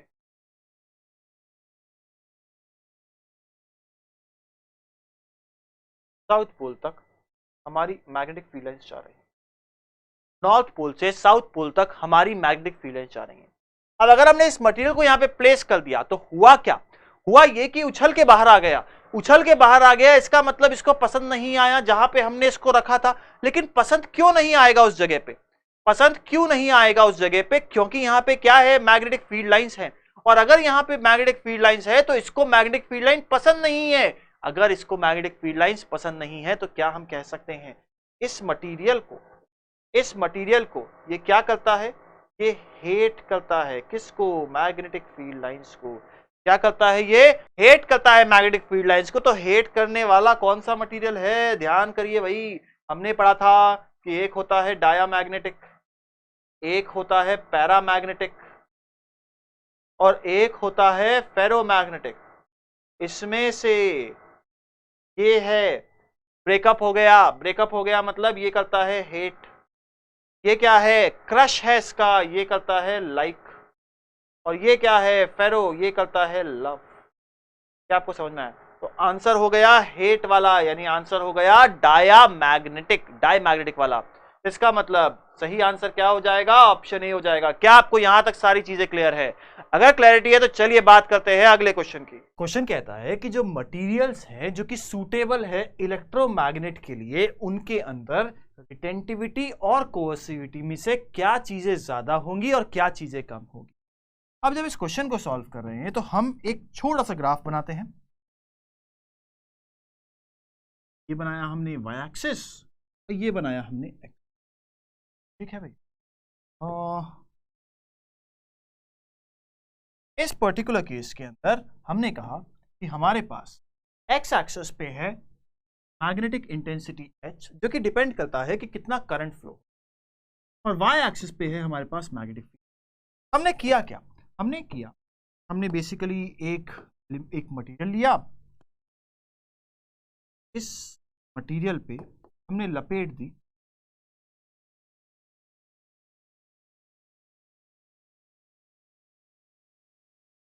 पल्स सोलेनॉइड,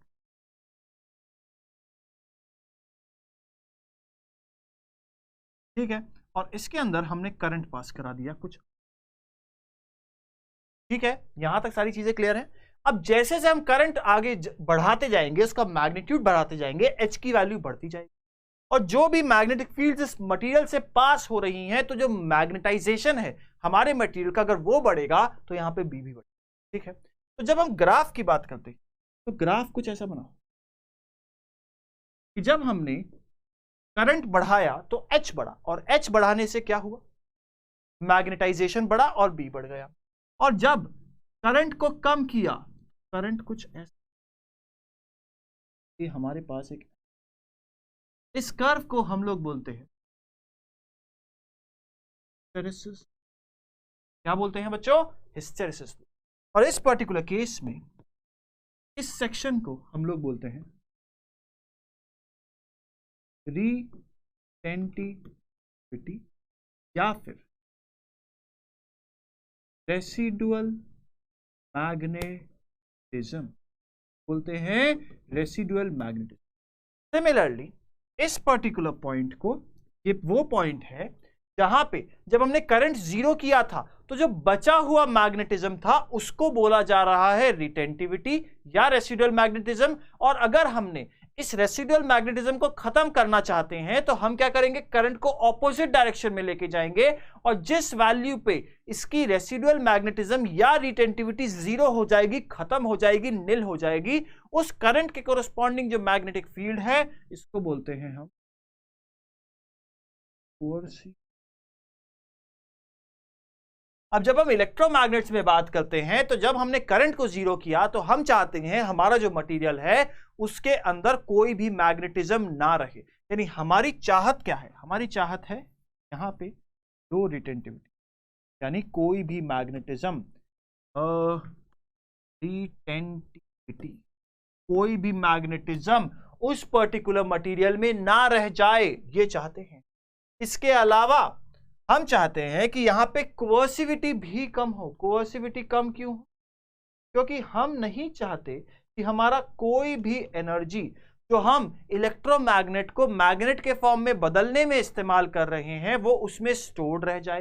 यानी हमारा जो बेसिक आइडिया है वो ये है कि लो रिटेंटिविटी और लो कोवर्सिविटी हो हमारे इलेक्ट्रोमैग्नेट की। अगर आपको यहां तक चीजें क्लियर हैं तो देख सकते हैं low retentivity, high coercivity, high retentivity, low coercivity, low retentivity, low coercivity and high retentivity, high coercivity. तो यहां पे करेक्ट आंसर क्या हो जाएगा? ऑप्शन सी हो जाएगा। अगर आपको यहां तक सब कुछ एकदम क्लियर है, 100% क्लियरिटी है, तो चलिए बढ़ते हैं हम आगे। Next question. क्वेश्चन कहता है कि एक मैग्नेटिक फील्ड लाइंस है around a material are as shown in the figure. हमें बताना है कि ये जो मटेरियल है ये कौन सा है। अब हमें इतना तो अच्छी तरीके से पता है कि जब भी हम मटेरियल्स की बात करते हैं तो एक मटेरियल होता है डायमंड, दूसरा होता है पैरामैग्नेट और तीसरा होता है फेरोमैग्नेट। ठीक है, ये जो डायमैग्नेटिक मटेरियल है इसका ब्रेकअप के बाद वाला सीन है और ये क्या करता है? मैग्नेटिक। पैरामैग्नेटिक जो है वो क्रश वाला फैक्टर है, ये क्या करता है? Likes magnetic. और फेरोमैग्नेटिक वाला जो है ये प्रपोज कर चुका है, ये क्या करता है? Love magnetic. तो जो बंदा हेट करेगा मैग्नेटिक फील्ड लाइन को वो अपने पास भी नहीं आने देगा, दूर भगा देगा मैग्नेटिक फील्ड लाइंस को। यहां पे जो मटेरियल है वो भी क्या कर रहा है? अपने पास भी नहीं आने दे रहा, दूर भगा रहा है मैग्नेटिक फील्ड लाइंस को। इसका मतलब ये जो मटेरियल है वो कौन सा होगा? डायमैग्नेटिक। गलत, तीसरा सही, तीसरा गलत एंड चौथा गलत। तो इस पर्टिकुलर केस में करेक्ट आंसर क्या हो जाएगा? करेक्ट आंसर हो जाएगा ऑप्शन बी। आई होप आपको यहां तक क्लियरिटी है, हर एक पॉइंट समझ में आ चुका है। तो चलिए बात करते हैं अगले क्वेश्चन। एक बार मैग्नेट जो होता है वो किसकी तरह एक्ट करता है? क्या एक बार मैग्नेट एक कॉइल की तरह एक्ट करेगा, या एक सोलेनॉइड की तरह एक्ट करेगा, या फिर एक स्ट्रेट कंडक्टर कैरिंग करंट की तरह एक्ट करेगा? चलिए समझने की कोशिश। अगर मैं बात करता हूं सबसे पहला ऑप्शन करंट कैरिंग कॉइल। इस करंट कैरिंग कॉइल के अंदर अगर मैंने करंट भेजा तो यहां पे जो मैग्नेटिक फील्ड लाइंस जनरेट होती हैं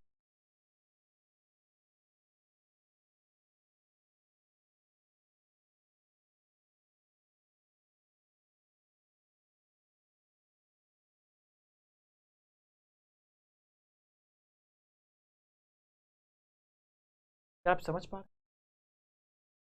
कुछ इस तरीके। तो ये हो गया करंट कैरिंग कॉइल के हिसाब से हमारा मैग्नेटिक फील्ड लाइंस। अब हम बात करते हैं सोलेनॉइड की। तो हम सोलेनॉइड की बात कर रहे हैं, तो यहां पे सोलेनॉइड की केस,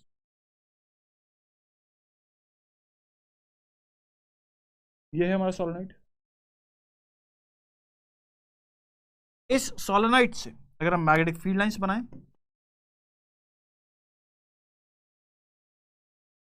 कैसी होंगी? ये मैग्नेटिक फील्ड लाइंस कुछ इसी तरीके से जा रही होंगी।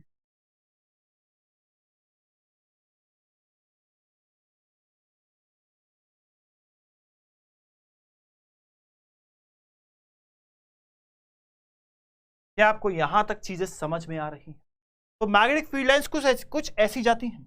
अब हम बात करने वाले हैं हमारी बार मैग्नेट की। अगर हम बार मैग्नेट की बात करें, बार मैग्नेट मान लेते हैं ये है,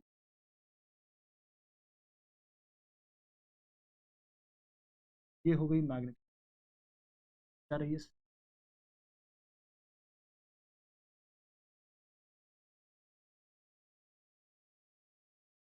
और एक जा रही है।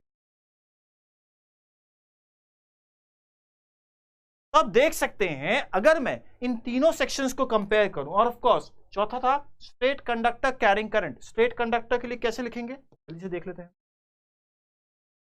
स्ट्रेट कंडक्टर के लिए कैसे लिखेंगे, जगह है हमारे पास, यहां बना दे इसको। स्ट्रेट कंडक्टर है ये रहा। तो मैग्नेटिक फील्ड लाइंस कैसी बनेंगी यहां पे,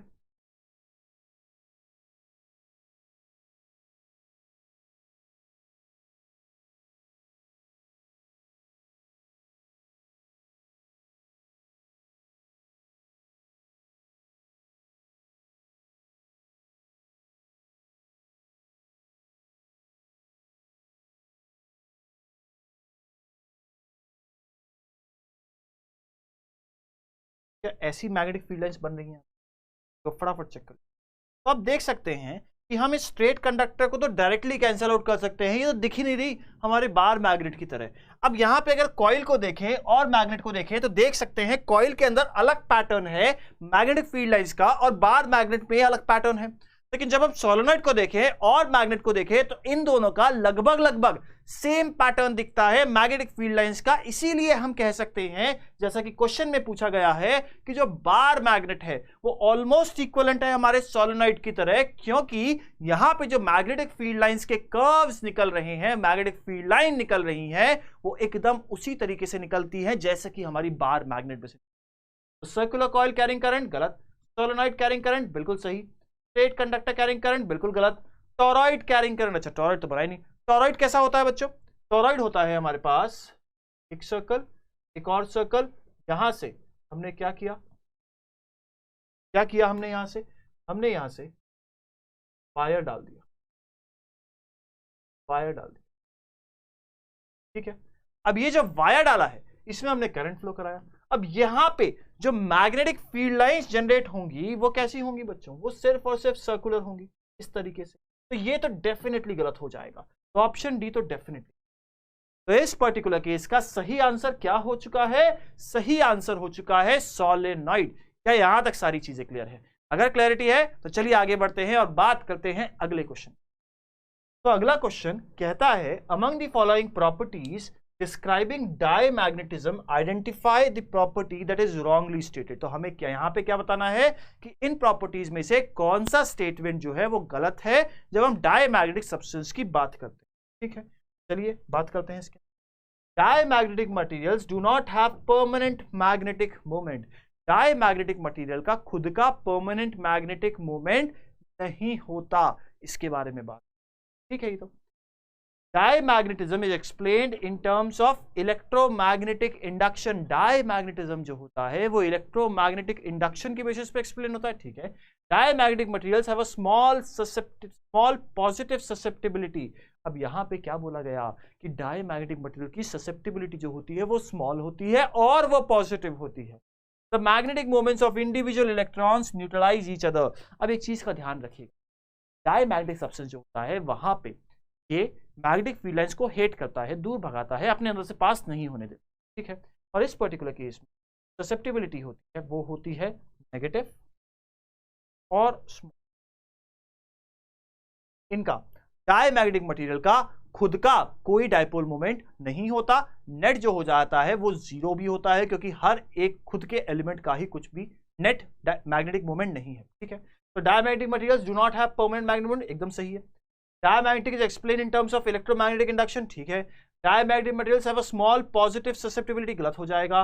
the magnetic moments of individual electrons neutralize each other, बिल्कुल सही है। तो फाइनली हम कह सकते हैं, हमें पूछा गया था रॉन्ग स्टेटमेंट कौन सा है, तो इस पर्टिकुलर क्वेश्चन का सही आंसर क्या हो जाएगा? सही आंसर हो जाएगा ऑप्शन। क्या आपको यहां तक क्लियर? अगर हाँ तो चलिए बात करते हैं अगले क्वेश्चन की। क्वेश्चन कहता है कि एक इलेक्ट्रॉन है जिसको प्रोजेक्ट किया गया यूनिफॉर्म वेलोसिटी से axis of a current carrying solenoid, solenoid के अंदर प्रोजेक्ट। तो हमें बताना है नीचे दिए गए स्टेटमेंट में से कौन सा सही है। तो अगर मैं बात करूं एक सोलेनॉइड की, तो सोलेनॉइड कैसा होगा बच्चों? सोलेनॉइड ऐसा होगा। अब इस सोलेनॉइड के अंदर हमने करंट फ्लो करा दिया। जब इसमें करंट फ्लो कराएंगे तो कुछ आई करंट इसमें से निकल के जा रहा है। तो क्या जो मैग्नेटिक फील्ड लाइंस होंगी वो कैसी होंगी? अगर हम इसमें से करंट फ्लो करा रहे हैं यहां से,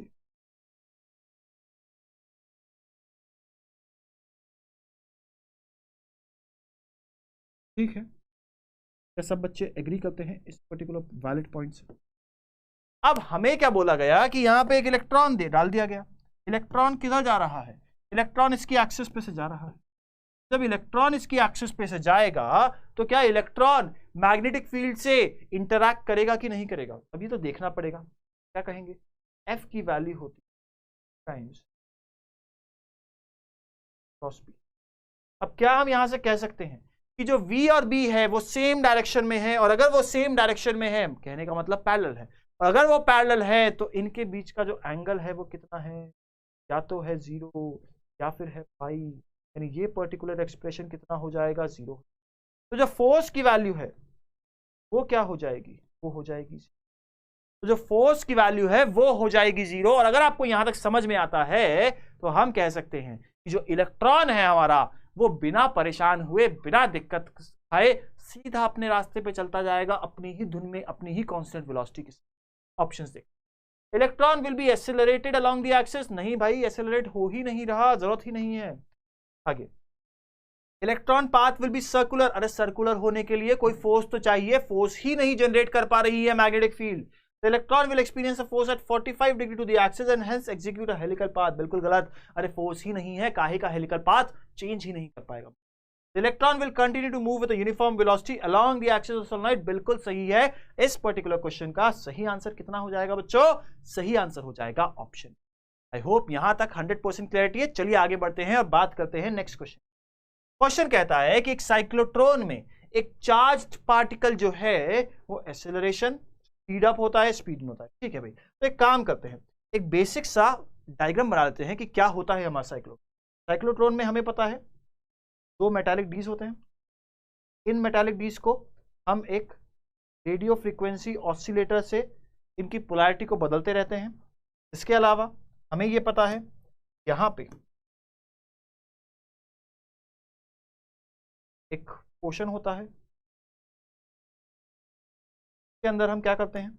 मैग्नेटिक फील्ड लगा देते हैं सपोज बाहर की तरफ, और यहां पे हमारा जो चार्ज पार्टिकल है उसको ऑसिलेट कराते हैं। किस तरह से ऑसिलेट करेगा इसको दिमाग लगाना पड़ेगा। अगर हम इसको वेलोसिटी यहां पे दे रहे हैं तो V इधर है, B बाहर है, तो नीचे की तरफ जाएगा।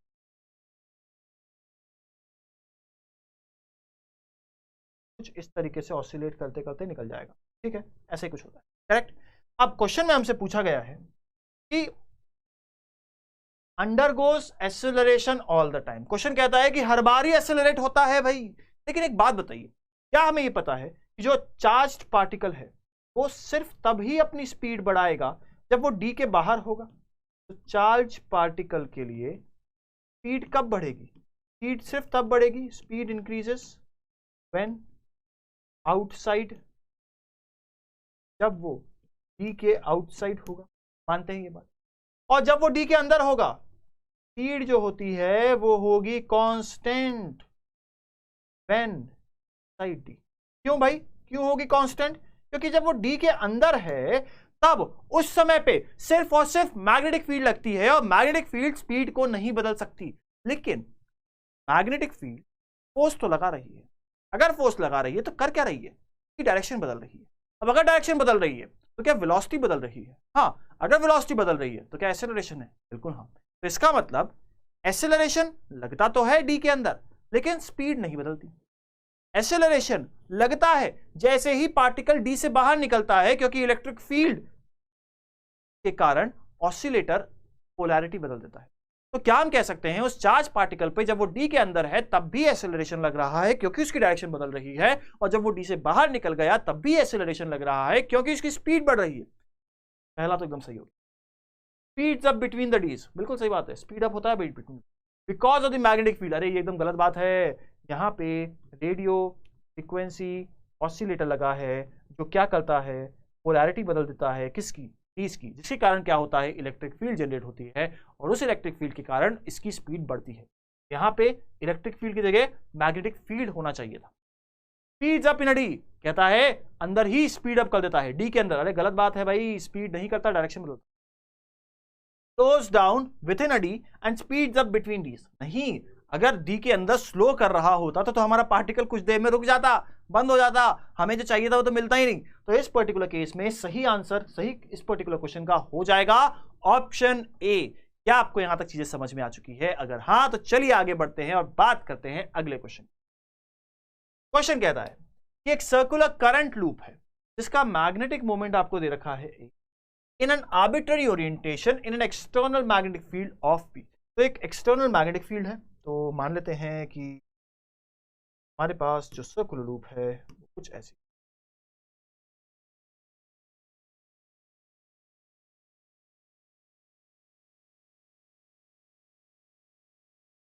करेक्ट। अब कहा ही जाता है कि यहां पे मैग्नेटिक फील्ड, तो मैग्नेटिक फील्ड कर रहा हूं पैरेलल बन जाए, लेकिन आप जैसी भी बन रही है आप समझ जाइएगा ये सारी की सारी मैग्नेटिक फील्ड। यहां तक क्लियर है?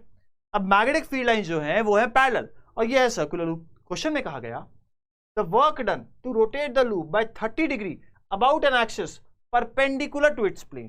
तो इसको घुमाया गया about an axis perpendicular to its plane. तो इसके परपेंडिकुलर कौन सा प्लेन होगा बच्चों? तो इसके परपेंडिकुलर वाला जो प्लेन होगा,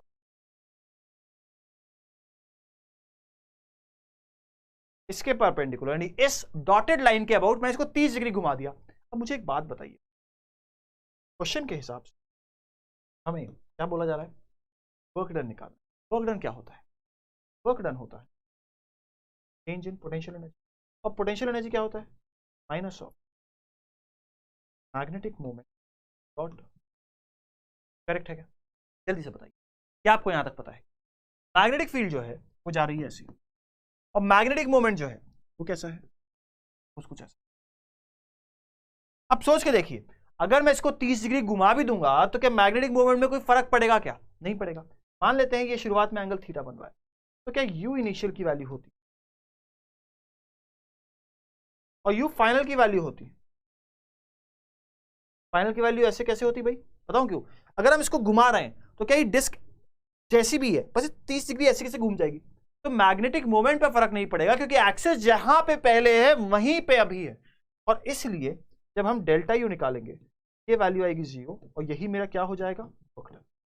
तो फाइनल वर्क डन की जो वैल्यू निकल के आती है वो आती है 0 या 0। ऑप्शंस की बात करें तो सही आंसर क्या हो जाएगा बच्चों? पहला गलत, दूसरा गलत, तीसरा गलत, चौथा सही। तो फाइनल आंसर इस पर्टिकुलर केस में हो गया ऑप्शन डी। क्या आपको यहां तक सारी चीजें क्लियर? अगर क्लैरिटी है तो चलिए आगे बढ़ते हैं और बात करते हैं अगले क्वेश्चन। क्वेश्चन कहता है कि हमारे पास एक एसर्शन है और एक रीजन है। हमें बताना है कि नीचे दिए गए ऑप्शंस के हिसाब से कौन सा सही है, यानी एसर्शन सही है, रीजन सही है, दोनों गलत है, एक सही है, एक गलत है, और दोनों सही है, तो इनमें से कौन क्या रीजन एक्सप्लेन करता है एसर्शन? क्वेश्चन या एसर्शन कहता है the magnetic field at the centre of the current carrying circular coil is shown in the figure is 0। ठीक है, तो सेंटर पे जो मैग्नेटिक फील्ड है उसको कहा जा रहा है कि वो 0 या 0 होगी। चलिए अब देखते हैं कैसे होगा ये। तो एक बार रीडिंग कर लेते हैं, फिर इसको वेरीफाई करेंगे कि एसर्शन सही है कि गलत।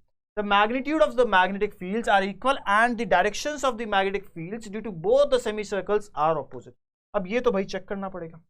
अब चेक कैसे करें देखते हैं। क्या हमें पता है कि अगर हमें कोई सर्कुलर कॉइल दे दे, तो इस सर्कुलर कॉइल के लिए अगर इसमें कुछ करंट फ्लो हो रहा है सेंटर के, तो magnetic field at the centre लिखी जाती है नॉट आई अपॉन, क्या लिखा जाता है, mu naught I upon 2 times R. अब अगर यहां तक सब कुछ क्लियर है तो हम कहते हैं अगर इसको आधा काट दें, आधा काट दें तो क्या इसका आधा हो जाएगा? करेक्ट है क्या? हाँ या ना, समझ आए? यदि अगर कॉइल को आधा कर देते हैं तो मैग्नेटिक फील्ड भी आधी हो जाती है। ठीक, अब थोड़ा दिमाग लगाते हैं। यहां पे करंट जा रहा है आई, हमें पता है कि ये ऊपर का रास्ता P और नीचे का रास्ता Q एग्जैक्टली इक्वल है, यानी कि जो करंट होगा वो भी एग्जैक्टली इक्वल तरीके से डिवाइड होगा। ऊपर जाएगा I/2 और नीचे जाएगा कितना बच्चों, I/2। अब अगर यहां तक सब कुछ क्लैरिटी है, सब कुछ समझ में आ गया है, तो क्या हम लिखेंगे कि देखिए भाई, ऊपर वाले हिस्से के कारण जो C पे मैग्नेटिक फील्ड है वो आ जाएगी not into I/2 upon 2 times, और जो नीचे वाले हिस्से के कारण है वो आ जाएगी mu not in I/2 upon 2 times. क्या आपको यहां तक कंप्लीट क्लैरिटी है? अब मुझे एक बात बताइए, P के कारण मैग्नेटिक फील्ड किस तरफ होगी? अगर हम बात करें तो उंगलियां घुमाते हैं P से, P के लिए, P की तरफ उंगलियां घुमाते हैं तो अंगूठा अंदर की तरफ आ रहा है, तो क्या ये P के कारण जो मैग्नेटिक फील्ड है ये अंदर की तरफ जा रही है? हाँ या ना? अगर मैं Q की बात करूं तो Q पे अगर उंगलियां घुमाऊं तो ये अंगूठा बाहर की तरफ आ रहा है, यानी कि यहां पे जो मैग्नेटिक फील्ड है ये बाहर आ रहा है। अब हमें यहां पे दिख रहा है कि P और Q के कारण जो मैग्नेटिक फील्ड का मैग्नीट्यूड है वो एग्जैक्टली इक्वल है और डायरेक्शन एग्जैक्टली ऑपोजिट है। तो जो नेट वैल्यू आएगी कहां पे, C पॉइंट पे, वो कितनी आ गई, 0 या 0 या नल या नील आ गई है। ठीक है, तो असर्शन जो कहता है कि नेट वैल्यू 0 होगी, ये एकदम सही है। और इसका रीजन क्या है? इसका रीजन ये है कि दोनों मैग्नेटिक फील्ड्स की वैल्यू इक्वल एंड ऑपोजिट आ गई। The magnitude of the magnetic fields are equal and the directions of magnetic field due to both the semicircles are opposite। एकदम सही है। और क्या यही मेरा करेक्ट एक्सप्लेनेशन भी है? बिल्कुल सही बात है। तो अगर आपको यहां तक समझ में आया तो चलिए अब ऑप्शंस पढ़ते हैं। Both assertion and reason are true, सही बात है, and R is the correct explanation, बिल्कुल सही है। Both A and R are true and R is not the correct explanation, गलत है, करेक्ट एक्सप्लेनेशन है option C. A is true यानी assertion is true and R is false यानी reason is false, गलत हो जाएगा। ये तो assertion को ही गलत बोल दिया, गलत हो जाएगा। तो इस पर्टिकुलर केस का जो सही आंसर हो जाएगा वो हो जाएगा आपके पास ऑप्शन ए। क्या यहां तक सारी चीजें एकदम क्लियर है? 100% क्लैरिटी है? अगर है तो चलिए बात करते हैं अगले क्वेश्चन की। क्वेश्चन कहता है कि हमारे पास फिर से एक assertion और रीजन है और ऑप्शंस हैं। assertion कहता है कि अगर एक प्रोटॉन और एक अल्फा पार्टिकल, अब ए पार्टिकल मतलब alpha particle, enter a uniform magnetic field perpendicularly with the same speed, the time period of revolution of the particle is double that of the proton। ठीक है, तो यहां पे हमसे क्या बोला जा रहा है? सबसे पहले हमें बोला गया कि एक प्रोटॉन है,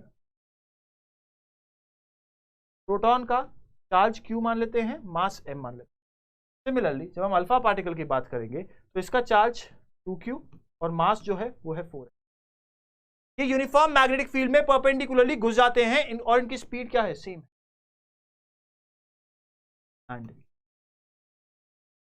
बोला गया टाइम पीरियड निकाल के बताओ तो यार देखो, जब भी हम बात करते हैं टाइम पीरियड क्या होता है, m अपॉन Q। यहां पे टाइम पीरियड क्या लिखा जाएगा, m अपॉन क्या, यहां पे टाइम्स ऑफ, आया ना, जल्दी बताइए। ठीक है, तो जो assertion बोलता है कि टाइम पीरियड डबल है प्रोटॉन का, एकदम सही है, एकदम ट्रू। रीजन क्या बोलता है? In a magnetic field, the period of revolution of a charged particle is directly proportional to the mass of the particle and inversely proportional to the charge of the particle। अब आप सोच के देखिए, हमें यहाँ पे मास और चार्ज के बारे में बता दिया गया और एक्चुअल में जो सबसे इंपॉर्टेंट है यहाँ पे वो यही तो है कि टाइम पीरियड जो है वो मास अपॉन चार्ज के प्रोपोर्शनल। और अगर यहां तक चीजें क्लियर है तो हमें रीजन में एग्जैक्ट कारण बताया जिस कारण ये डबल आ रहा है। तो ऑप्शंस की बात करते हैं कि assertion और रीजन दोनों सही हैं और आर करेक्ट एक्सप्लेनेशन है।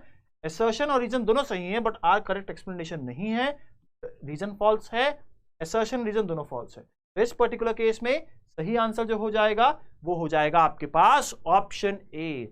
क्या यहां तक कंप्लीट? चलिए आगे बढ़ते हैं और बात करते हैं नेक्स्ट क्वेश्चन। क्वेश्चन कहता है if an electron and a proton enter a magnetic field with equal momentum. ठीक है भाई, तो हमने क्या किया कि एक इलेक्ट्रॉन को लिया और एक प्रोटॉन को लिया, इसका चार्ज होगा नेगेटिव ऑफ क्यू, इसका चार्ज होगा पॉजिटिव ऑफ क्यू, और मास ऑफ इलेक्ट्रॉन तो काफी कम होता है, ये हमें पता है, लेकिन इनके मोमेंटम जो है वो बराबर है। तो p of electron is equal to p not और p of proton is also equal to p not. ठीक है भाई, then the paths of both of them will be equally curved. Equally curved का मतलब क्या हुआ कि इनका रेडियस इक्वल होगा। तो क्या हम कह सकते हैं कि इस पर्टिकुलर केस आर की वैल्यू होती है एम वी अपॉन क्यूब, जिसको हम लिख सकते हैं मोमेंटम अपॉन क्यूब। ये क्या हो गया? ये आर की वैल्यू। क्या हो गया बच्चों? ये आर की वैल्यू। तो रेडियस की वैल्यू हो गई लीनियर मोमेंटम अपॉन क्यूब। अगर आपको यहां तक कंप्लीट क्लैरिटी है तो मोमेंटम तो दोनों ही केसेस में इक्वल दे रखा है, क्यू चार्ज भी दोनों ही केसेस का इक्वल है, और मैग्नेटिक फील्ड तो इक्वल ही होनी है। यानी इस पर्टिकुलर केस से हम कह सकते हैं रेडियस ऑफ प्रोटॉन और radius of electron exactly equal होने वाला है, यानी ये दोनों बराबर कर्व्ड होंगे। और अगर आपको यहां तक समझ में आ गया है तो क्या हम इक्वली कर्व्ड वाले स्टेटमेंट को बोल देंगे एकदम सही रहे हो भैया। ठीक, रीजन पढ़ते हैं। The magnitude of charge on an electron is same as that of the proton. अब आप देखिए, अगर मैं मोमेंटम को इक्वल कर रहा हूं तो ओनली फैक्टर जो है जो कि बदल सकता है मेरे इक्वली कर्व्ड वाले कॉन्सेप्ट को, वो क्या है? सिर्फ और सिर्फ चार्ज है। अगर चार्ज यहां पे इक्वल नहीं होता, अनइक्वल होता, किसी में ज्यादा किसी में कम होता, तो क्या यहां पे रेडियस में वेरिएशन या फर्क या चेंज आ जाता? अब क्योंकि यहां पे चार्ज सेम है तो यही तो रीजन है असर्शन ट्रू होने का। तो यहां पे रीजन जो है वो ट्रू है और एक करेक्ट एक्सप्लेनेशन। ठीक है, चलिए ऑप्शंस की बात कर लेते हैं। असर्शन रीजन दोनों सही हैं और आर करेक्ट एक्सप्लेनेशन है। असर्शन रीजन दोनों सही हैं और आर गलत एक्सप्लेनेशन। असर्शन ट्रू है, रीजन फॉल्स है, दोनों फॉल्स है, गलत हो जाएगा। तो यहां पे फाइनल आंसर इस पर्टिकुलर क्वेश्चन का बन जाएगा ऑप्शन ए।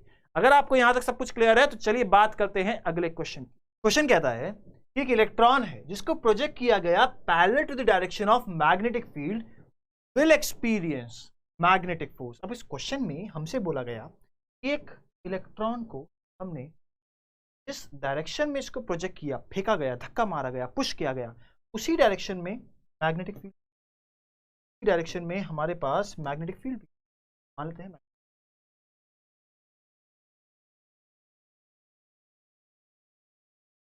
तो यहां पे मैग्नेटिक फील्ड, यहां तक सब कुछ एकदम क्लियर है। अब मुझे एक बात बताइए, अगर हम बात करते हैं मैग्नेटिक फोर्स की, क्या मैग्नेटिक फोर्स होगा Q टाइम्स क्रॉस ऑफ, तो F is equal to Q times V vector cross of B vector. और इसका मतलब यह है कि V और B के बीच का जो एंगल है वो बहुत ही क्रूशियल रोल प्ले करने वाला है फोर्स के अंदर, जो कि इस केस में है। फाइनल आंसर कितना आ जाएगा बच्चों? 0, 0, नील, खत्म हो जाएगा। तो यहां पे बोला जाता है कि इलेक्ट्रॉन जब प्रोजेक्ट किया गया parallel to the direction of magnetic field will experience maximum force. तो इसका मतलब ये स्टेटमेंट तो गलत हो गया क्योंकि 0 फोर्स आ रहा है। रीजन क्या है? Magnetic force on a charge particle is given as I times L cross B। अब एक चार्ज पार्टिकल पे जो मैग्नेटिक फोर्स है वो तो ऐसे दिया जाता है, करेक्ट? तो यहां पे करंट तो है नहीं। अब ये वाला सेक्शन किसके लिए है? ये है एक करंट कैरिंग कंडक्टर, एक current carrying conductor placed magnetic. इस पर्टिकुलर केस के लिए F is equal to I times L cross B हो। करेक्ट है क्या? तो अगर आपको ये सब चीज समझ में आ गई है तो हमें समझ में आ चुका है कि दोनों ही स्टेटमेंट कैसे हैं, गलत है। असर्शन रीजन दोनों ट्रू हैं, गलत। असर्शन रीजन दोनों ट्रू हैं, गलत। असर्शन सही है, रीजन गलत है, गलत। दोनों ही गलत है, एकदम सही। तो फाइनल आंसर इस पर्टिकुलर क्वेश्चन का हो जाएगा ऑप्शन डी। आई होप आपको यहां तक कंप्लीट क्लैरिटी है, सब कुछ समझ में आया है। तो चलिए बात करते हैं अगले क्वेश्चन। अब अगला क्वेश्चन जो है वो केस स्टडी बेस्ड है। केस स्टडी बेस्ड का मतलब क्या होता है, यहां पे आपको एक केस दे दिया जाएगा और उस केस के बेसिस पे आपसे क्वेश्चन पूछे जाएंगे। ये एकदम वैसा ही है जैसा कि आप अंग्रेजी में रीडिंग कॉम्प्रिहेंशन करते हैं, या फिर आपको कोई सिचुएशन दे दी जाती है, अब उस सिचुएशन में कैसे एक्ट करेंगे उस टाइप की। तो केस स्टडी बेस्ड क्वेश्चन इस बार आने के चांसेस हैं। एक क्वेश्चन आपके पास 5 क्वेश्चन आपके पास रादर इस केस स्टडी बेस्ड आते हैं। तो यहाँ पे केस जो दिए जाते हैं वो आपके जो फिजिक्स में जो आपने पढ़ा है उससे रिलेटेड दिए जाएंगे और उसके बेसिस पे कुछ 5 क्वेश्चन सिंपल वाले पूछ लिए जाएंगे, जिसको अगर आपने सॉल्व कर लिया तो सीधे 5 मार्क्स का फायदा, 5 क्वेश्चन के मार्क्स का फायदा होगा। The toroid is a hollow circular ring on which a large number of turns of wire are closely wound। तो एक टोरॉइड है जिसके ऊपर हमने एक क्लोजली वूंड करे हैं लार्ज नंबर ऑफ वायर्स, ठीक है। It can be viewed as a solenoid which has been bent into a circular shape to close on itself. The magnetic field vanishes in the open space inside and outside the toroid। कहा यह जाता है कि जो toroid है उसके अंदर और बाहर, यहाँ पे फिगर भी दे रखा है, अंदर और बाहर जो मैग्नेटिक फील्ड है वो क्या हो जाती है, वैनिश हो जाती है, खत्म हो जाती है। The magnetic field vanishes in the open surface inside and the outside the toroid. The magnetic field inside the toroid is constant in magnitude and is given as mu naught Ni, where N is the number of turns per unit length and L is the current flowing in the toroid। तो हमें क्या बोला गया कि जो magnetic field है वो लिखी जाती है कुछ इस तरीके से, नॉट टू Ni, जहां पे N क्या है, N है number of turns per unit length, correct, और आई जो है वो है करंट। क्वेश्चन कहता है कि जो मैग्नेटिक फील्ड है इनसाइड अ टोरॉइड जिसका रेडियस आर है वो है बी। तो हमें बोल दिया गया कि मैग्नेटिक फील्ड की वैल्यू है बी, कब, जब रेडियस है आर। अगर हमने करंट को डबल कर दिया, तो करंट को हमने क्या कर दिया, डबल कर दिया, और रेडियस को भी डबल कर दिया, तो हमने क्या किया, इस रेडियस को भी डबल कर दिया, ठीक है। Keeping the number of turns per unit length the same, तो number of turns per unit length में कोई चेंजेस नहीं किए हैं, एन अभी भी।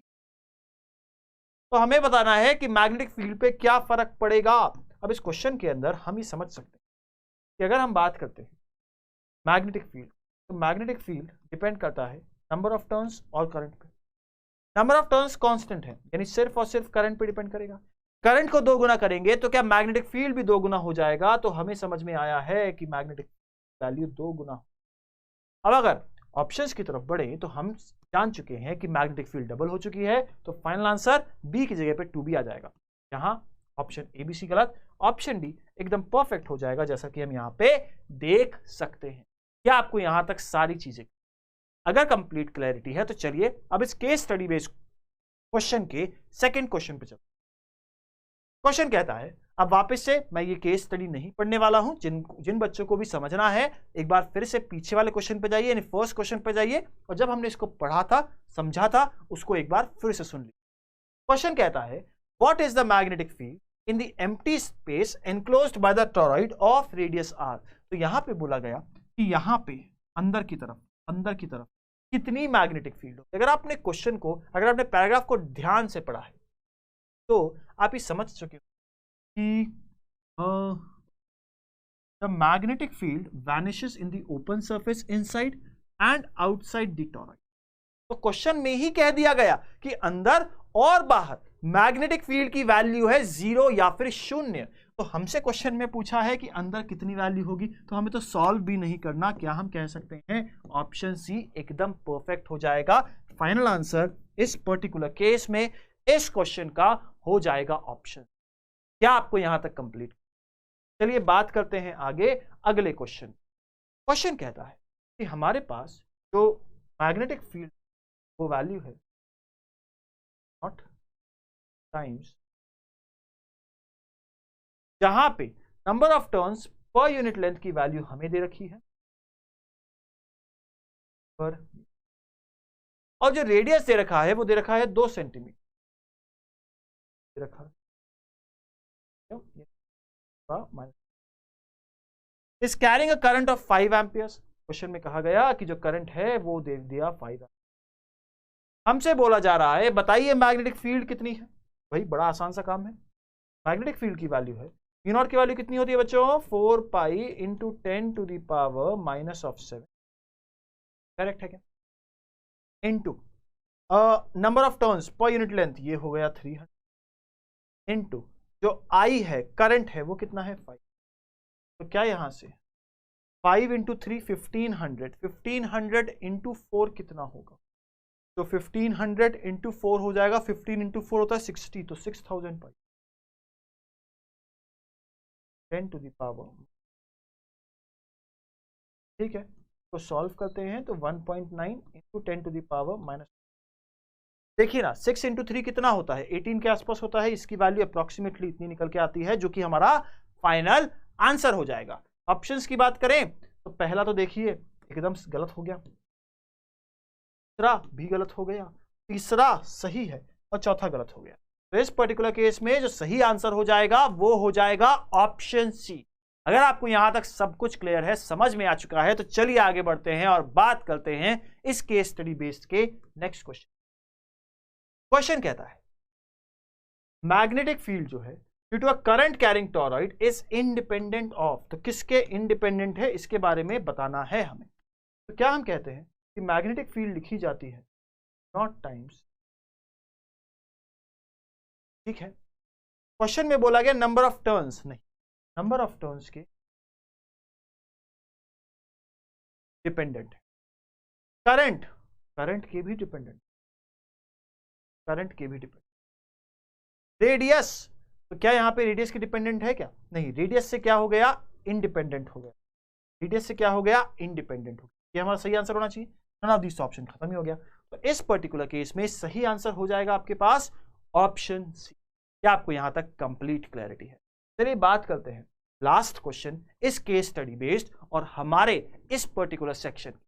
तो क्वेश्चन कहता है कि how can you increase the magnetic field inside a torrid. तो अगर हमें टॉरॉइड के अंदर की मैग्नेटिक फील्ड को बढ़ाना है तो किस तरीके से बढ़ा सकते हैं। तो देखिए भाई, मैग्नेटिक फील्ड होती है नॉट टाइम्स, यानी कि म्यू नॉट क्या है, परमिएबिलिटी ऑफ एयर या वैक्यूम जो कि इनसाइड है। अगर हम यहां पे कोई मटेरियल ला देंगे तो मैग्नेटिक फील्ड बढ़ जाएगी।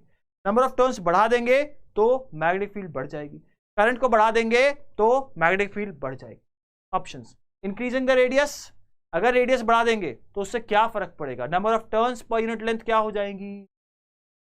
तो इंक्रीजिंग द रेडियस से कोई फर्क नहीं पड़ेगा।